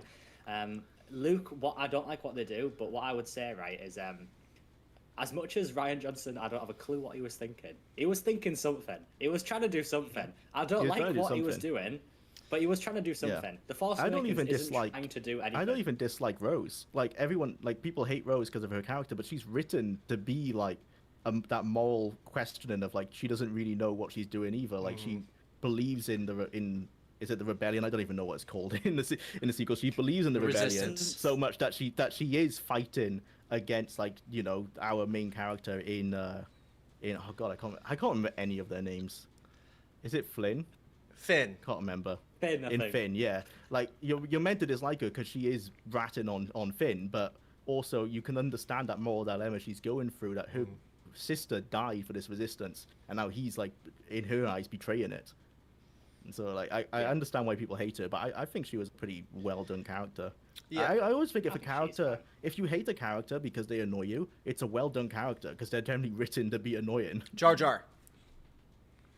It's Yeah. Jar Jar. Yeah, true. Yeah, He's well, not- Jar you're Jar not is supposed meant to to- be I mean- annoying to adults because most children entertainers are annoying to adults. That's true. That's true. Yeah. Yeah. I've kind of brainwashed myself into finding Jar Jar absolutely hilarious anyway. I like Jar Jar I don't now. know what it is. Yeah. But I hated him as when a kid. I first watched The Phantom Menace, when I I loved him as a first kid. watched The Phantom Menace, I was repulsed and I hated him. And then I've sort of slowly brainwashed myself into loving Jar Jar. Like, I find him, like, stupidly funny. Every time he's Yeah. up, like, I'm really pleased to see him. I don't know what it is. I've, like, made myself love Jar Jar. I have a I much love Jar Jar for the references. Like, I remember me and my friends in school, like, we were 4 and 5, and we were doing Jar Jar lines at each other. But I remember when I watched the film, I didn't find him funny, but it became funny just because of like, the way he spoke and stuff like that, and the way he moved, and just him as a character. So it's so funny you say that because the way that I see Jar Jar, because I like Jar Jar now. When I was a kid, I was a very like serious, hyper serious kid, and like I like went through like a hugely way too long emo phase in my teens, like way too edgy, way too serious. But I hated Jar Jar, I couldn't stand him. But as an adult, I like him because I now see that Jar Jar is a grown adult's idea of what he thinks a kid would find funny. So as an adult man, I think it's funny. But as a kid, I didn't. If that makes Yeah. sense. Because George is not a kid. I It's get the creepy clown that scares most kids, but adults think like, oh, kids must love this guy. Look at his colorful nose. That's Jar Jar. Yeah. But Yeah. back to the thing you said about The Last Jedi, you're right. Looking at it as its own individual film, outside of being a Star Wars movie or a sequel, it's not that bad. I still don't think it's a very good movie because it has an Yeah, out, I out don't of either. It's a bit- Oh, it it's has not like, the greatest movie like ever, 30 no. minutes of a capitalism bad subplot on some random Canto. casino. Yeah. Canto by The it's, whole why is casino that there? thing, like, yeah. Other than they awful. free animals for some reason, which God bless animals, love to free them. But what are we doing? Yeah, Isn't that's there in like a there 'cause plot free It animals somewhere? takes good. away. Yeah. It takes away from the rest of the film totally. Mhm. I mean, it's so boring. And like you said, like Luke's story, right, doesn't make sense with the original films. If it was on its own, it's quite a, like, I would, if it was its own film, I would get totally invested in that and love it. It's the fact that it's not that spoils it. But then Canto Bight, in any context, is the most boring thing ever. I mean, George Lucas, right, cleverly in the prequels does a whole political commentary on the state of America in recent times back then and stuff like that, and he's really clever. And then The Last Jedi just pushes this terrible, over the top, like, the message it's pushing isn't like, it's not like it's pushing like an awful idea to me. It's that it's like not subtle whatsoever. It's not interesting. It's boring. It's not entertaining at all, and it actively takes away from the rest of the film and clashes with what the rest of the film is on about, because nothing that Canto Bight is trying to tell you is relevant for the rest of the film whatsoever. Yeah. It's like a little short film that's been shoved in for some reason. Like, I don't understand. That has Ryan nothing to do Johnson with was the rest thinking of the film. something. I don't know what it was. Yeah. I don't know what it was, but he was. I think he it's was the trying lack- something. Yeah, it's the lack of subtlety. Like, everyone can see it's a critique of criticism. Like, no matter how not like how little you might analyze a film. Whereas you have to look deeper to see the comparisons, like the Vietnam War and America in the original trilogy. It would be like if in the original trilogy a random stormtrooper would be like, "Yo, this was like Vietnam." That's the equivalent, you know? But like, the thing is, right, you get people that say like, oh, you should be open and like more bold about it. My point is that when you do subtle commentary, you have to think about it, and then it has an impact on you. When it is really obvious, it doesn't have that impact, because you're just like, oh yeah, whatever. You have to be. They're saying it at your face. You have to be lead a tricked horse to into water. Thinking it almost. Yeah, you got to Yeah, lead a horse to exactly, yeah. water. It's Yeah. It does. It robs the viewer of the opportunity for introspection. It robs them of the opportunity to think about it and form an opinion, because you're not asking them what they think. You're telling them what to think, and it's not fun. I don't even care about the political aspect. I don't care about it appropriate. It's just not fun. If you want to make a fun movie, then you have to do it in a fun way, and viewers like to feel like they're being asked questions. Not directly, like, what do you think? But they like to feel like the movie is asking them what they posing think those about questions, something. isn't it? Yeah, exactly. Yeah, my comparison is always I'm a fan of Doctor Who as well, so my comparison is always Doctor Who and Andor, which very recently played with the exact same political message, but Doctor Who said, this is right, this is wrong, you should believe this, whilst Andor leads you through it and makes you think about it, and is so much more thoughtful and impactful and emotional. And it resonates way more. Andor has been so acclaimed, whilst Doctor Who is on its last legs right now. So I you're think that an Andor shows- fan? Yeah, I am an Andor Okay. fan. Well, I haven't seen it, but I do kind of like that, because it shows we don't just fucking hate everything Disney does. Yeah. Yeah. Andor Well, fan, right I'll here. say I like canon books. I don't really like the films and shows, probably many of them, but I like the books, and I very much like Andor quite a bit. Yeah. But I'm an expanded universe Legends person all the way. It's just what I care about. Represent. Yeah, it's what One of I'm my interested in. favorite like recent Star Wars things is the Darth Vader comics, which are all signed off by Disney, or at least are canon within the Disney lore. Some of those are I pretty thought fire. those were pretty cool. Yeah. Yeah, They're Charles mostly just Soule aura is farming, very but good. that's what you want from Darth Vader. That is Most of the time, exactly it's just what I Darth Vader want aura. from. Yeah. Most of my favorite media is just aura farming. Dragon Ball Z is 50% aura farming, and it's one of my favorite Yeah. things. Well, you know, That's what- I think for some reason some Star Wars fans are like allergic to powerful characters doing like crazy things because like I want to see Darth Vader do crazy stuff. Like he's Darth Vader. Yeah. Like I'm a give Force me Unleashed that. defender. Like, Same. Gary Malik Yeah. can pull down a Star Destroyer if he wants Yeah. to. Absolutely. Well, I want to see stronger Jedi do more. I want them to pull down Star Destroyers. I want to see. I want Darth Nihilus to eat everyone on a planet using the Force. Yeah. Yeah. I want Darth Sion to And hold even- his I think- body together with anger. people. Yeah. Yeah, it's I don't know why people get so like caged about Jedi doing like crazy stuff because, I mean, Yoda lays Power it out scaling. pretty basic in The Empire Strikes Back. You know, you can do anything.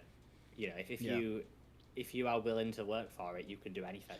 And I think that's- Until you try to pull a on the Star Gary Destroyer Malik down. thing, yeah, doesn't Luke pull up? and the- Luke lifts up an X-Factor, an X-wing with like a month of training, like less. Like, of course, Yeah. like someone with like a lifetime of training could do a Star Destroyer. How long was he on Dagobah? Do we know? Not How long. long? in the that second is a film, whole. right? That is actually a Most whole of his debate training's in some between circles. Empire and Revenge, and It seems like it would Revenge, be I like a think. month, right? Because I mean, how Yeah. long could Han and Leia and Chewie have possibly been out in roaming space and staying on Bespin? Like they weren't on Bespin for more than like 2 or 3 days, right? no, it'd be really weird if they were there for like Yeah, it such must. a long time. for like a month. Yeah. But we do know Yeah. that the Falcon was getting repaired, so we don't know how long that took. I'm gonna And, guesstimate a month or two. Space travel is also like a point of contention. How long does space travel take? The knows? Thrawn trilogy very Our, much. our planets very- on different like days. Was it a month on Dagobah, Yeah, well, but 2 the- days on Bespin? The Thrawn trilogy has like Luke travel to another planet and have to sit in his cockpit and go to sleep for like a week to get there, and like that's how like it shows things taking very long. And then sometimes you'll read a Star Wars book and like hyperspace to one planet they're there. But if people have very different ideas on that, I think. Yeah. But I think it's hard to measure how long he was there. It's Some how people think he fast wasn't is there very long. faster than light, isn't it? That's the question. Yeah. Like hyperdrive is faster than light, but how much faster? Is it 1 mile an hour faster than light? And how Or is far it, are you know, going? 4 times. How long does Yeah. it take to get from Yeah. Tatooine to Alderaan's remains? You know. Yeah. Yeah, because it Uh, doesn't should we feel actually like that long talk in the about? film. Should we talk about Grey Jedi now? Well, we talked about it for a little while, but yeah, we can circle Yeah. back. And then I did want to have a little ending segment. So did we have anything else to say about like what makes a Grey Jedi? Do we have any other examples? It's so not clear. I'm thinking like My in perspective would be that like I think people get so fixated on this idea of something that essentially isn't real. You know, like you read books, play games, you're not really hearing Grey Jedi. I think it's such a nothing. It's never said. That people get so people get so heated about it and so like fixated on something that kind of isn't part of the lore and kind of never has been. When really like I think people get this idea that if you aren't a Jedi and don't follow the code, then you must be bad.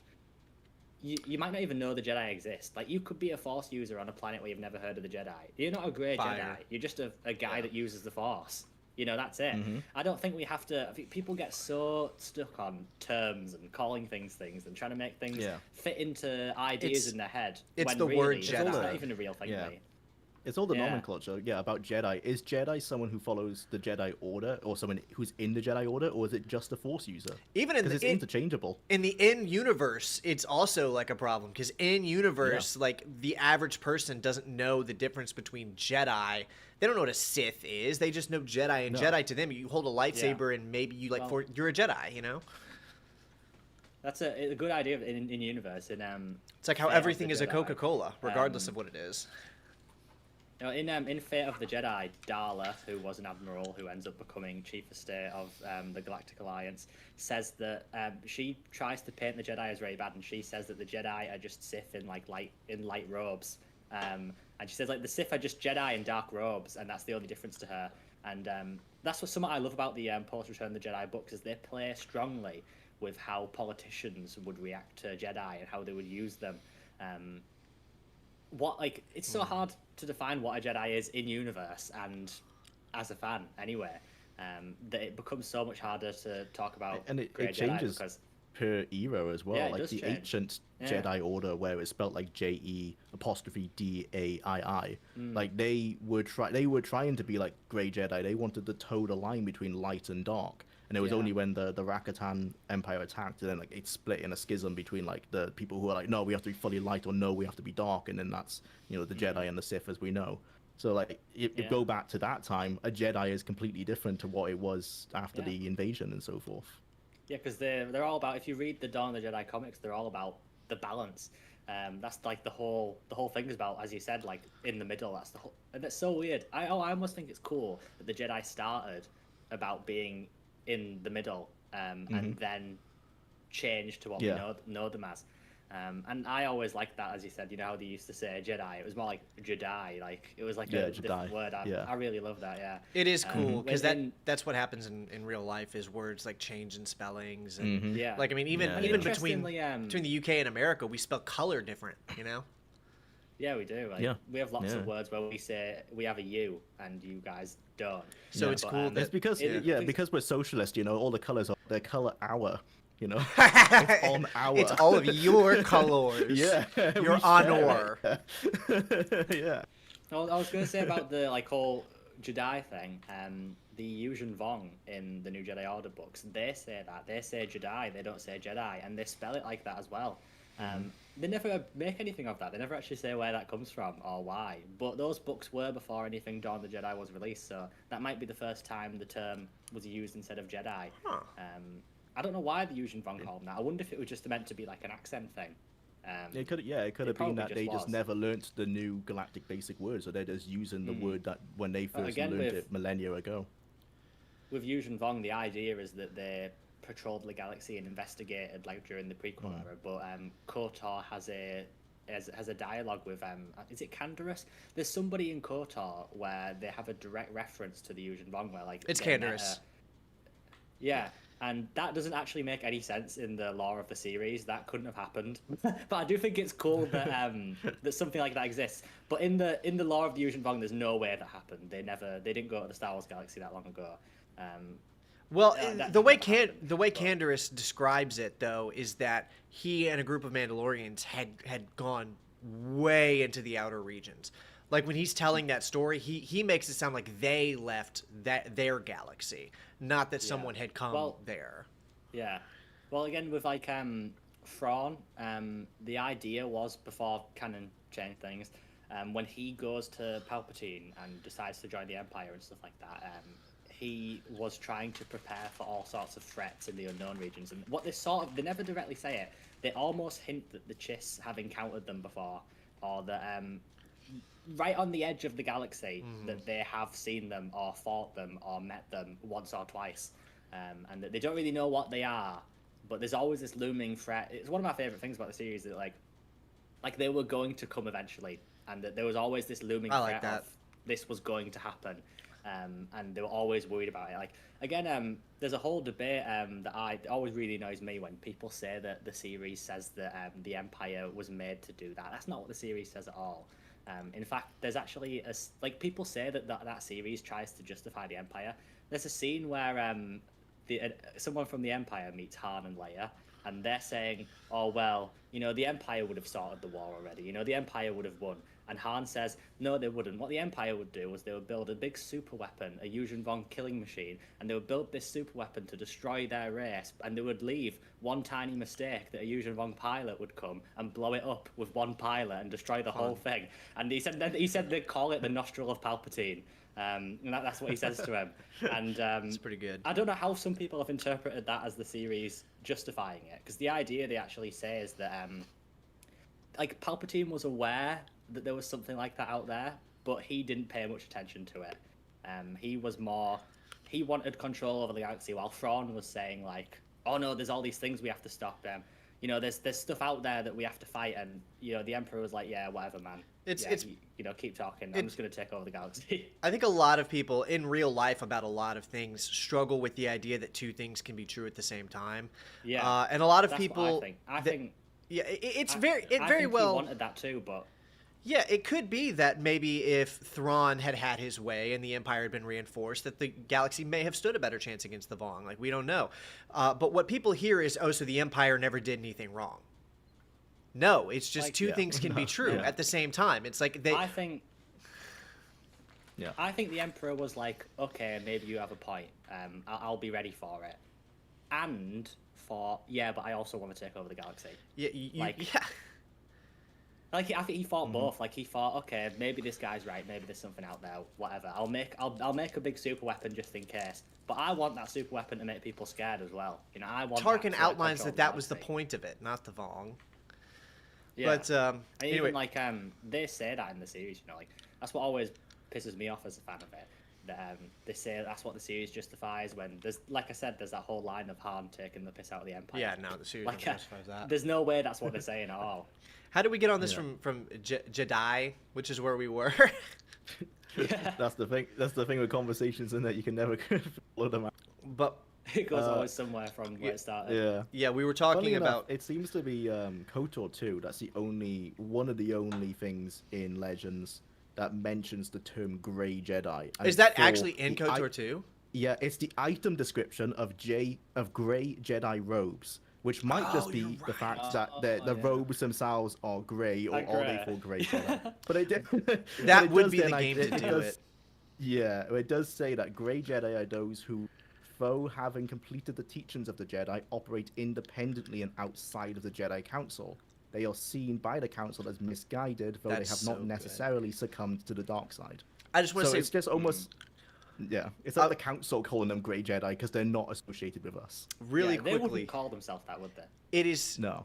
it is my favorite thing in the world that comes from KOTOR 2, because persistently, forever, KOTOR 2 is like a thorn in the side of so many different types of Star Wars fans, because it does everything that a lot of people don't want. It's incredibly nuanced. It breaks down the light and the dark. It questions morality, absolutes. It has all of these things that people cannot stand and don't want anywhere near Star Wars. And it's also my single favorite piece of Star Wars media in existence. Kreia is my favorite Star Wars character, You'll- bar none. Yeah. You'll find that for some reason a lot of Star Wars fans hate moral complexity. I don't know and why. That's what KOTOR does so good, because Yeah. KOTOR is like, it's so hard to play KOTOR 2 and get a perfect ending, because the lines between the right and wrong decisions It- are so yeah. hard to determine. Because I each- couldn't do it. I couldn't. Because do the there's right no thing, like, objective sometimes. definition of a perfect ending for KOTOR, Yeah. because And- it's so... For KOTOR 2, because it's just so grey and muddied. And you have to learn to treat every companion character based on who they are, not based on what is Yeah. good.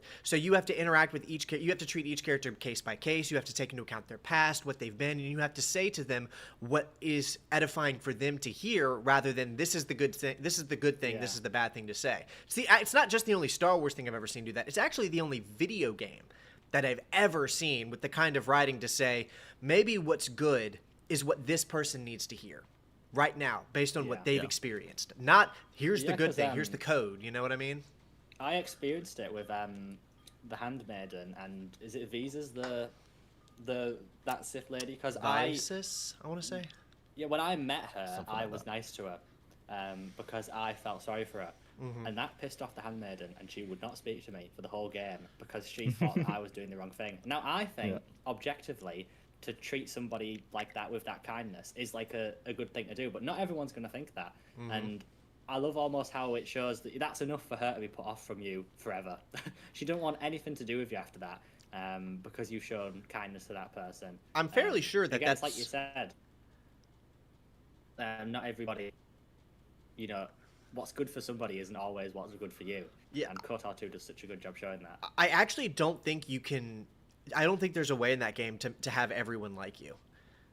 I'm pretty No. sure it's one of the only games I can think of where it's no one of matter those- what you do, It's one of the points they wanted to make, that being a people pleaser doesn't work. Like, I mean, Kreia tells you that. Kreia says that so much that you can't just please everyone. That's not a way to go. life. You have to like actually have a Eventually- philosophy of your own and stand for I it. tried so hard to please people because that's what you get from games like that a lot. They of the time. want- they You're condition conditioned you. to do like that. Yeah. Yeah, and then KOTOR 2, I was like, everything I do is pissing off Kreia.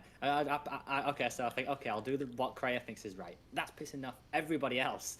You just kind of, it's that whole thing of you have to do what you think is right. And I took that path on. I just did what I thought was right. And it made for the most interesting experience you could have, Yeah. I think. If you just do People what you complain think so is much right. that Kreia is judgy, but Kreia just wants you to think for yourself. Yes. Like, she wants you to ask yourself, are you doing this because you don't want to see the red dark side points point up? Or are you doing this for what's best for this situation? Yeah. She's literally it one of the... forces you to stop. It forces you to not think of it as a game and think of it as like real people and Yeah, real things. Like, real situations that are happening. Yeah. She's one of the only characters I've ever seen in like a mentor position that's not like, here's the do this or do this. She's like, listen, why are you doing this? Why? I think people get annoyed because she doesn't answer it herself, but that's And the also she point, is doesn't that you're meant praise to you. answer it. Yeah. You're meant to answer it yourself. Be introspective. Don't be like, why is she not answering it? I remember Yeah. being a child getting annoyed at her character because I was like, what does she want from me? But then I grew up past Yeah. the age of 10. I was like, oh, I get it. Yeah. And also, real quick, I got to address Michael real quick because he's saying I like the moral complexity of KOTOR 2, but Andor's not for me. Andor is not for me because it's morally complex. It's not for me because it is of a thematic flavor that I am fundamentally uninterested in. It doesn't matter how morally complex it is or isn't. I'm currently, maybe I'll get in a mood for it. I'm just not in the mood for ragtag rebel group fights oppressive empire. I'm tired of it. That's all it is. Give me 2 or 3 Well, years, that's maybe why- I'll get in the mood for it. Everyone gets like that sometimes. You know, that's what I love about a lot of the post-Return of the Jedi EU stuff is after a point, people got so sick of the Empire that they thought, okay, the Empire are never going to be the villains again. I'm And they still never were. there. The Empire were never the villains, and it's so interesting. Yeah, because like eventually in the New Jedi Order, that's one of the best parts of it is the Yuuzhan Vong brings all these people together. The Empire has to fight with the New Republic, and they have to work together, and that is way more interesting to me because we've seen that over and over, and especially because of the way Disney did the sequel films and all stuff like that. We see Empire versus Rebellion over and over and over and over and over and over to the point where it's become like that's what Star Wars is about, and there's so much more to it than that. And we're back to It's that like, I with think- Disney again. We're Yeah. just right back there. We had a brief moment of reprieve. I'm just tired of it. If there's not something interesting, if there's not some kind of Force or Jedi or something, I don't care. I can go read an EU book and get the exact same thing Andor is offering, but better. But to circle back around to the Grey Jedi thing, I'm pretty sure Jular literally actually answered the question of what is a Grey Jedi just now. Do you still have that description pulled up by any chance? Yeah, it's someone who has completed the teachings of the Jedi, but they operate independently of the Jedi Council. Okay. Do all three of us accept that KOTOR 2 is canon in the EU? It would be considered what is that? Yeah. What was Very. it? Yeah. It was G canon, S canon, or Yeah. what was it was C canon, continuity canon. So if that's the case, then Grey Jedi are real, at least in the Old Republic era, and that's what they literally are. like the description of Jolee, right? Like Jolee is he did the teachings of the Jedi, but now he doesn't follow the Jedi Council. He doesn't follow that dogma. Yeah. But he's Great. not necessarily think like, oh, now people- I'm a bad guy. People get too much up in their heads about being a Grey Jedi as somebody that is, you know, force choking people and like having loads of babies and shooting Sith lightning and stuff like that. A Grey Jedi, by definition, is just somebody that's not part of the Jedi Order, and you know maybe they don't agree with them on everything. But haven't gone as But, far as a Dark Jedi. Because a Dark Jedi is someone who Yeah. identifies like, I follow the dark side, but I'm not a Sith, because you can't become a Sith so Yeah. easily. They might not want to take over the galaxy. You know, like Yeah. the whole point of the Sith is about like power, and the Sith always want to rule and stuff like that. A Dark Jedi often has more smaller goals, or is not interested in that sort of thing. I like to think Yeah. of it almost like, as like imagine Ray Stevenson's character in Oh, the yeah. Ahsoka show. Yeah, yeah, like yeah. that's a good show of like what a Dark Jedi is. Yeah. Grey Jedi are like libertarian. No, I think it's more like imagine if somebody was a Catholic priest and they left the church and they were no longer a priest, but they were still a Christian. Like they still practiced the Catholic doctrine in their own life. They're just not a priest, but they are a priest. Like I think pretty sure if you just choose to, can you still? I don't know. I'm not a Catholic, but I think they can still like bless people and give like eulogies and stuff as priests, but they're not a part of the church. right? So you're still a Jedi. You're just not a participating member of the Jedi Order, but you still believe in the religious and dogmatic tenets of the Jedi. Yeah, and you might even stretch those definitions of the tenets slightly because you're no longer adherent to the council. You know, you're not going to be punished because you might disagree with one part of it. Mm-hmm.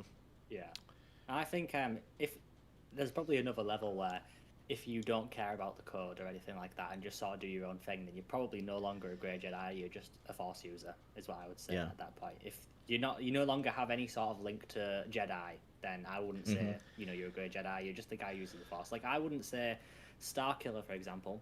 I wouldn't say he's a Sith. I wouldn't say he's a Grey Jedi. I wouldn't say he's a Jedi. He is just a guy who uses the Force because Starkiller doesn't even know the Jedi yeah. Order or the tenets or anything.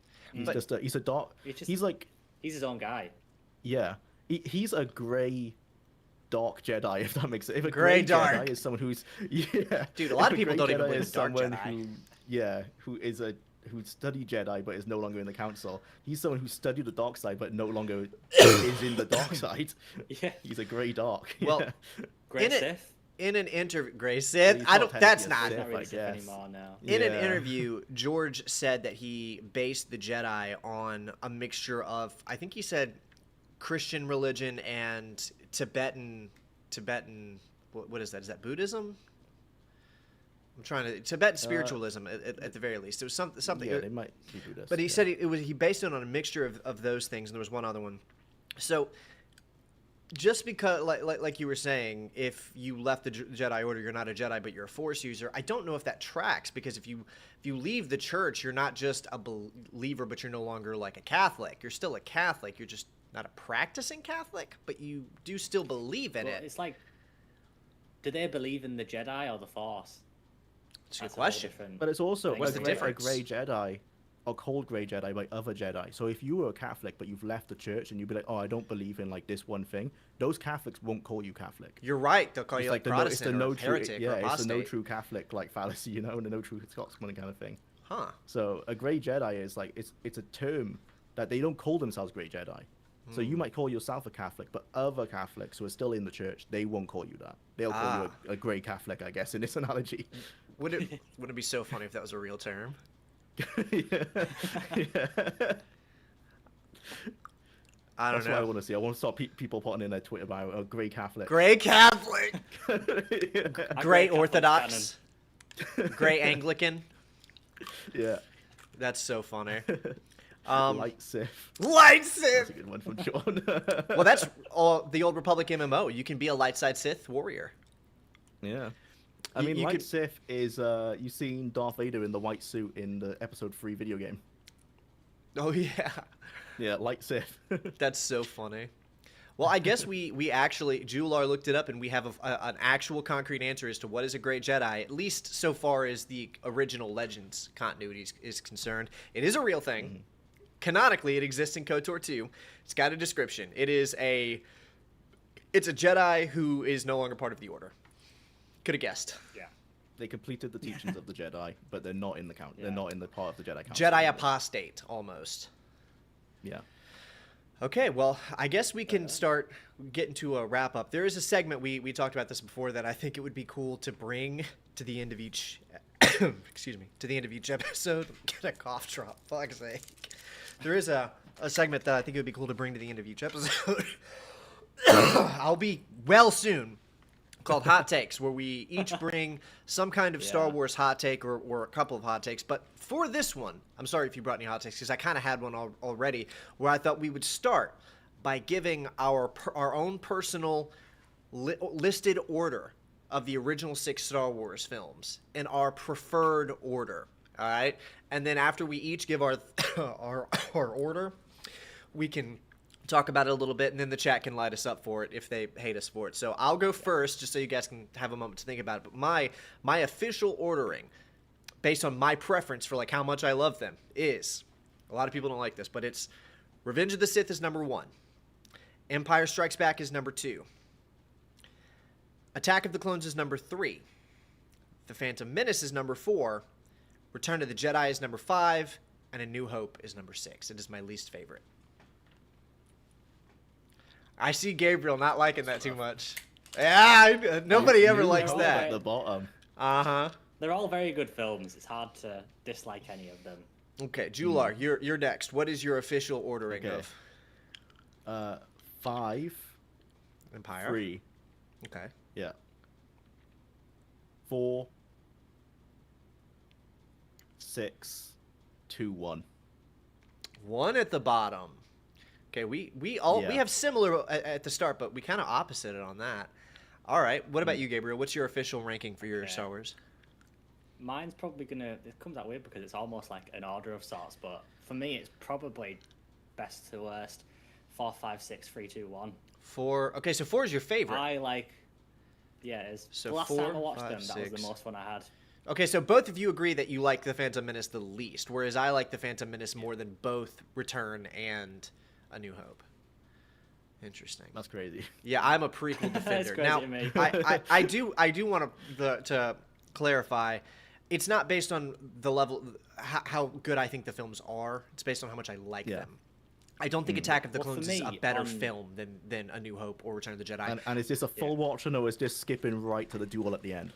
Ye- 'Cause that changes where it stands in the ranking. yeah, well, no. Despite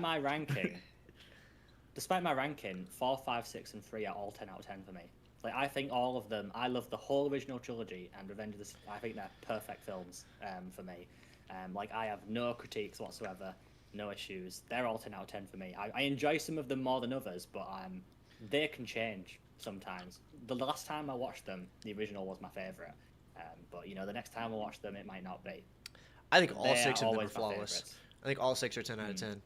The reason Attack of the Clones is so high for me is because I grew up with it. I owned it as a VHS. It was a birthday present for like my 8th or 9th birthday or something, and I watched it a bunch. It's like my comfort film. I don't have comfort movies or anything, but the closest that would be Attack of the Clones. So it ranks above episodes 4 and 6 and 1 because anytime I watch it, I just feel like delightful dopamine feelings. But I don't think it's a better movie. I would rather watch it than I would 4 or 6 or I think 1. Attack of the Clones, I always say like one of my favorite things about it, and I only started appreciating it recently, is I think it's like perfectly paced. I don't know It if anyone is. else does it, but like I think it's so entertaining beginning to end. Like it never has a dull moment for me, and when it slows down, it feels natural and right. The whole thing is so entertaining. Like it's actually for me, it's really a really impressive film for how non-stop entertaining it is and how really well paced it is. And when it, like I said, when it does slow down, it feels like it slows down in the right places. So that's what? always I find that like I maybe the thought most. the kind of where it splits from like how the investigation starts, and then the plot kind of splits between like Obi-Wan continuing the investigation and Anakin going off on like his romance subplot. I thought that was done really well. And like, it starts with like it starts with the investigation essentially, right? Like the worms come in through the window, and that's what kicks off the movie essentially. That's where everything gets everything going. Inciting And I thought incident. it was really well I like done. how then they it split off, Yeah. and then come back, and it feels Yeah. so like natural and well done. And they're both so entertaining, and it switches between the two really well. And I love Yeah. seeing Obi-Wan play investigator. I love seeing Anakin Same, I love it. kind of slowly like going back and forth to the dark side. Look, we're Attack of the Clones praise. I love it. We love some Attack of the Clones Yeah. praise. But I just do. I love Attack of the Clones. so, did you say My Gabriel? only Wait, go ahead, Jular. Go on. Well, my only critique of 4 actually is that I've I'm a always big like felt like extended 4 is the edition worst like lover because of it like was Lord of the made Rings. without the My idea of problem with sequels the New and Hope because of that is that it's it's a not massive long blemish enough on in the that there's so much overall cut story content of Star at the Wars. beginning of There like go be a seeing lot Luke of when he retcons. was green and when he didn't know anything about the world at large and he wanted to join the Empire. Well, like just join the Navy essentially because he just wanted to do something. I think they it's a shame that they cut so much of that. And it probably was better for like the pacing of the movie. But I'm like a gamer first and a film watcher second, so I'm fine with an act too, being actually. like 12 hours long, you know. So I would prefer if that first act was longer to really build out how Luke has this view of the world, so that when he joins the rebellion, it's more like, wow, this is a complete 180 from like what he wanted to be at the start of his life, and you don't even know about that unless you look at like the deleted scenes and stuff. I agree. That's a really good point. Real quick, we got a super chat, another super chat from X-Wing Alliance, $10, where he says, I've always felt like 4 is the worst because it was made without the idea of the sequels, and because of that, it's a massive blemish on the overall story of Star Wars. There had to be a lot of retcons. I think that's probably a pretty good take, and that is one of the reasons it's my least favorite, is because it's very clear that it's the only movie you watch that clearly has very little idea of the rest of the universe at large. Thank you again for the big $10 super chat. I mean, that's what I've kind of getting at, right? Is that a lot of the deleted scenes were them trying to hint at the universe at large, and then they deleted it because they were worried that the film might have not. It might have just been a one and done, right? So they had to cut it to a point where it worked as a one and done film. It couldn't have this extended lore around it, and that is, as X-Wing Alliance says, that actually hurts it. George go off on like a holiday with Steven Spielberg and come up with the idea of Indiana Jones when it was coming out, because he was so worried about Star Wars being an absolute flop. And that's Splinter of the Mind's Eye only exists as a book because he was considering what his Star Wars sequel would look like if he had little to no budget to make it, which is why Splinter of the Mind's Eye takes place on one planet. Empire Strikes Back is when we realized, I can actually make a big movie sequel. Yeah. Gabriel, what did you say were your favorite and second favorite again? Because I noticed me and Jula are similar. My favorite's Revenge and then Empire. His favorite's Empire and then Revenge. What was yours? Yeah, well, my two favorites are 4 and 5. But I love 4, 5, and 6, the whole original trilogy. Okay, so you don't, none of the prequels rank in your top 3, which is interesting. Most people think Revenge is either best or second. Revenge of the Sith was my favorite once, but I just love the original trilogy. Like, what I always say, right, is I think maybe it's the fact that the prequels are more modern for me, as like quite a, I'm studying film, and maybe I'm a bit snobby in this, but to me, like, the original trilogy is like classic cinema. Like, it's like proper classic cinema. They are. I think the prequels will be that one day, especially like Revenge of the Sith. But it's almost like in that late 70s, early 80s, the original trilogy. It just has something special for me that it's the Godfather of Star Wars. Yeah, in a weird way, the prequels are kind of anti-cinema, because the prequels were really the first movies that laid the groundwork for the digital cameras, for the CGI heavy. The prequels are what undid movies feeling like what the original movies feel like, which is funny. It is funny. The prequels was George pushing things forward again. That's true. Yeah. I think he did the right thing. I just think people took it and used it in ways that I don't think George intended them to. The Pioneer always struggles with aging poorly. It's like first is worst. It's like the railways in the UK are dreadful, but it's because we were the ones who invented the railway, and so you don't know what you're doing until you don't know what you're doing.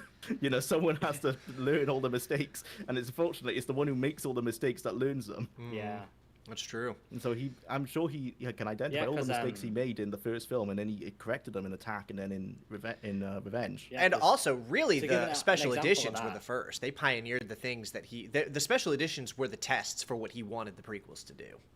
Yeah. And it's why they're so rough. And I'm not sure if you know, like Shadows of the Empire, the reason that was like a multimedia project and they had so much advertising that was George testing how the impact of his advertising campaign to see if it would work for the prequels. He wanted to see, if we market this book and this game like it's the next Star Wars film, how will this marketing work? And that's how they shaped the marketing that Phantom Menace had, and that was like their testing ground, and it did, because Shadows of the Empire I think is a pretty it's a decent book because of that. I think it is so highly regarded, and I think it's okay. I don't think it's that good. I'm a lot not, of circles. It's really highly regarded. It's not that good. It's I think a lot of that is nostalgia. I did a video on Shadows of the Empire, the game and the book, simultaneously. I did a kind of cross-reference between them about 2 years ago.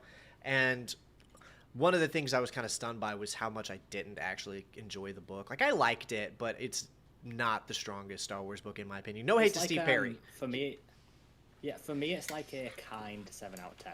It's a good book, but I'm being kind because it's HGN 7 out of 10. Yeah, it's a 6 out of 10 that kind of gets saved by a couple of things, like the scene of Luke building his lightsaber and Dash Rendar being a cool character. It's a 6 that's saved by a few things.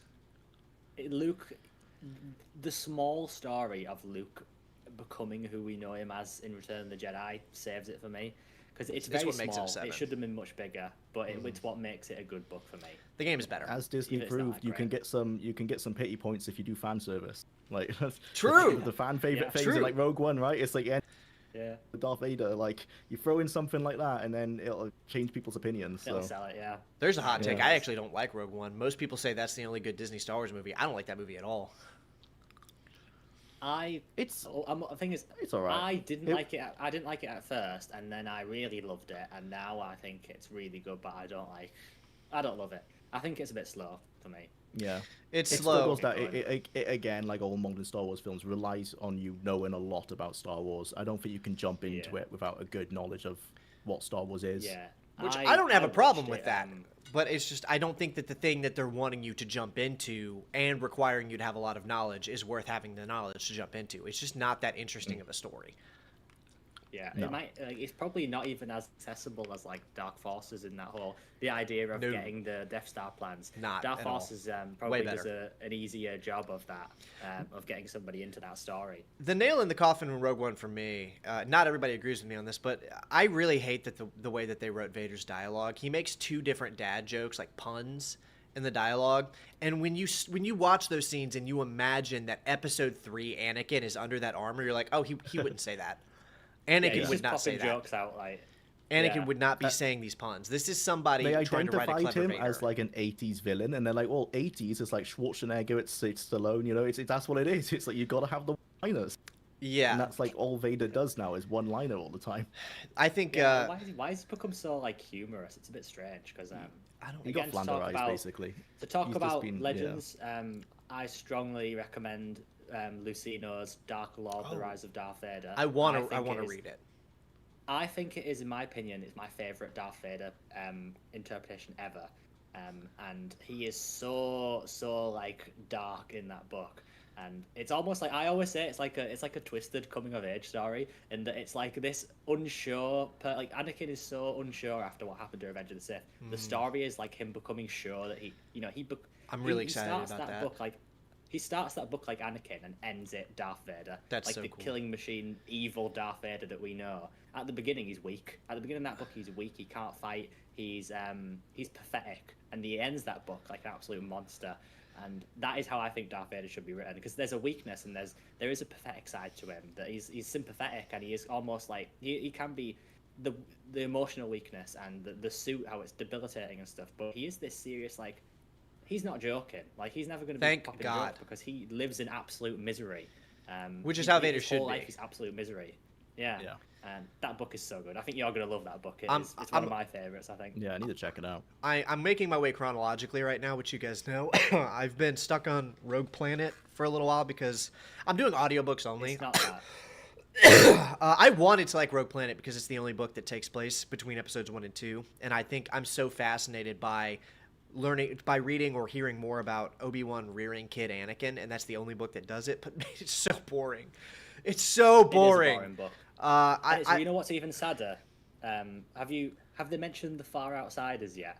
I don't think so. Maybe. because- I'm struggling with this in one. that book, they talk about the Far Outsiders. That's the Yuuzhan Vong, and Well, they're Verger is in searching it, for- so I'm not surprised. Yeah, they're searching for it.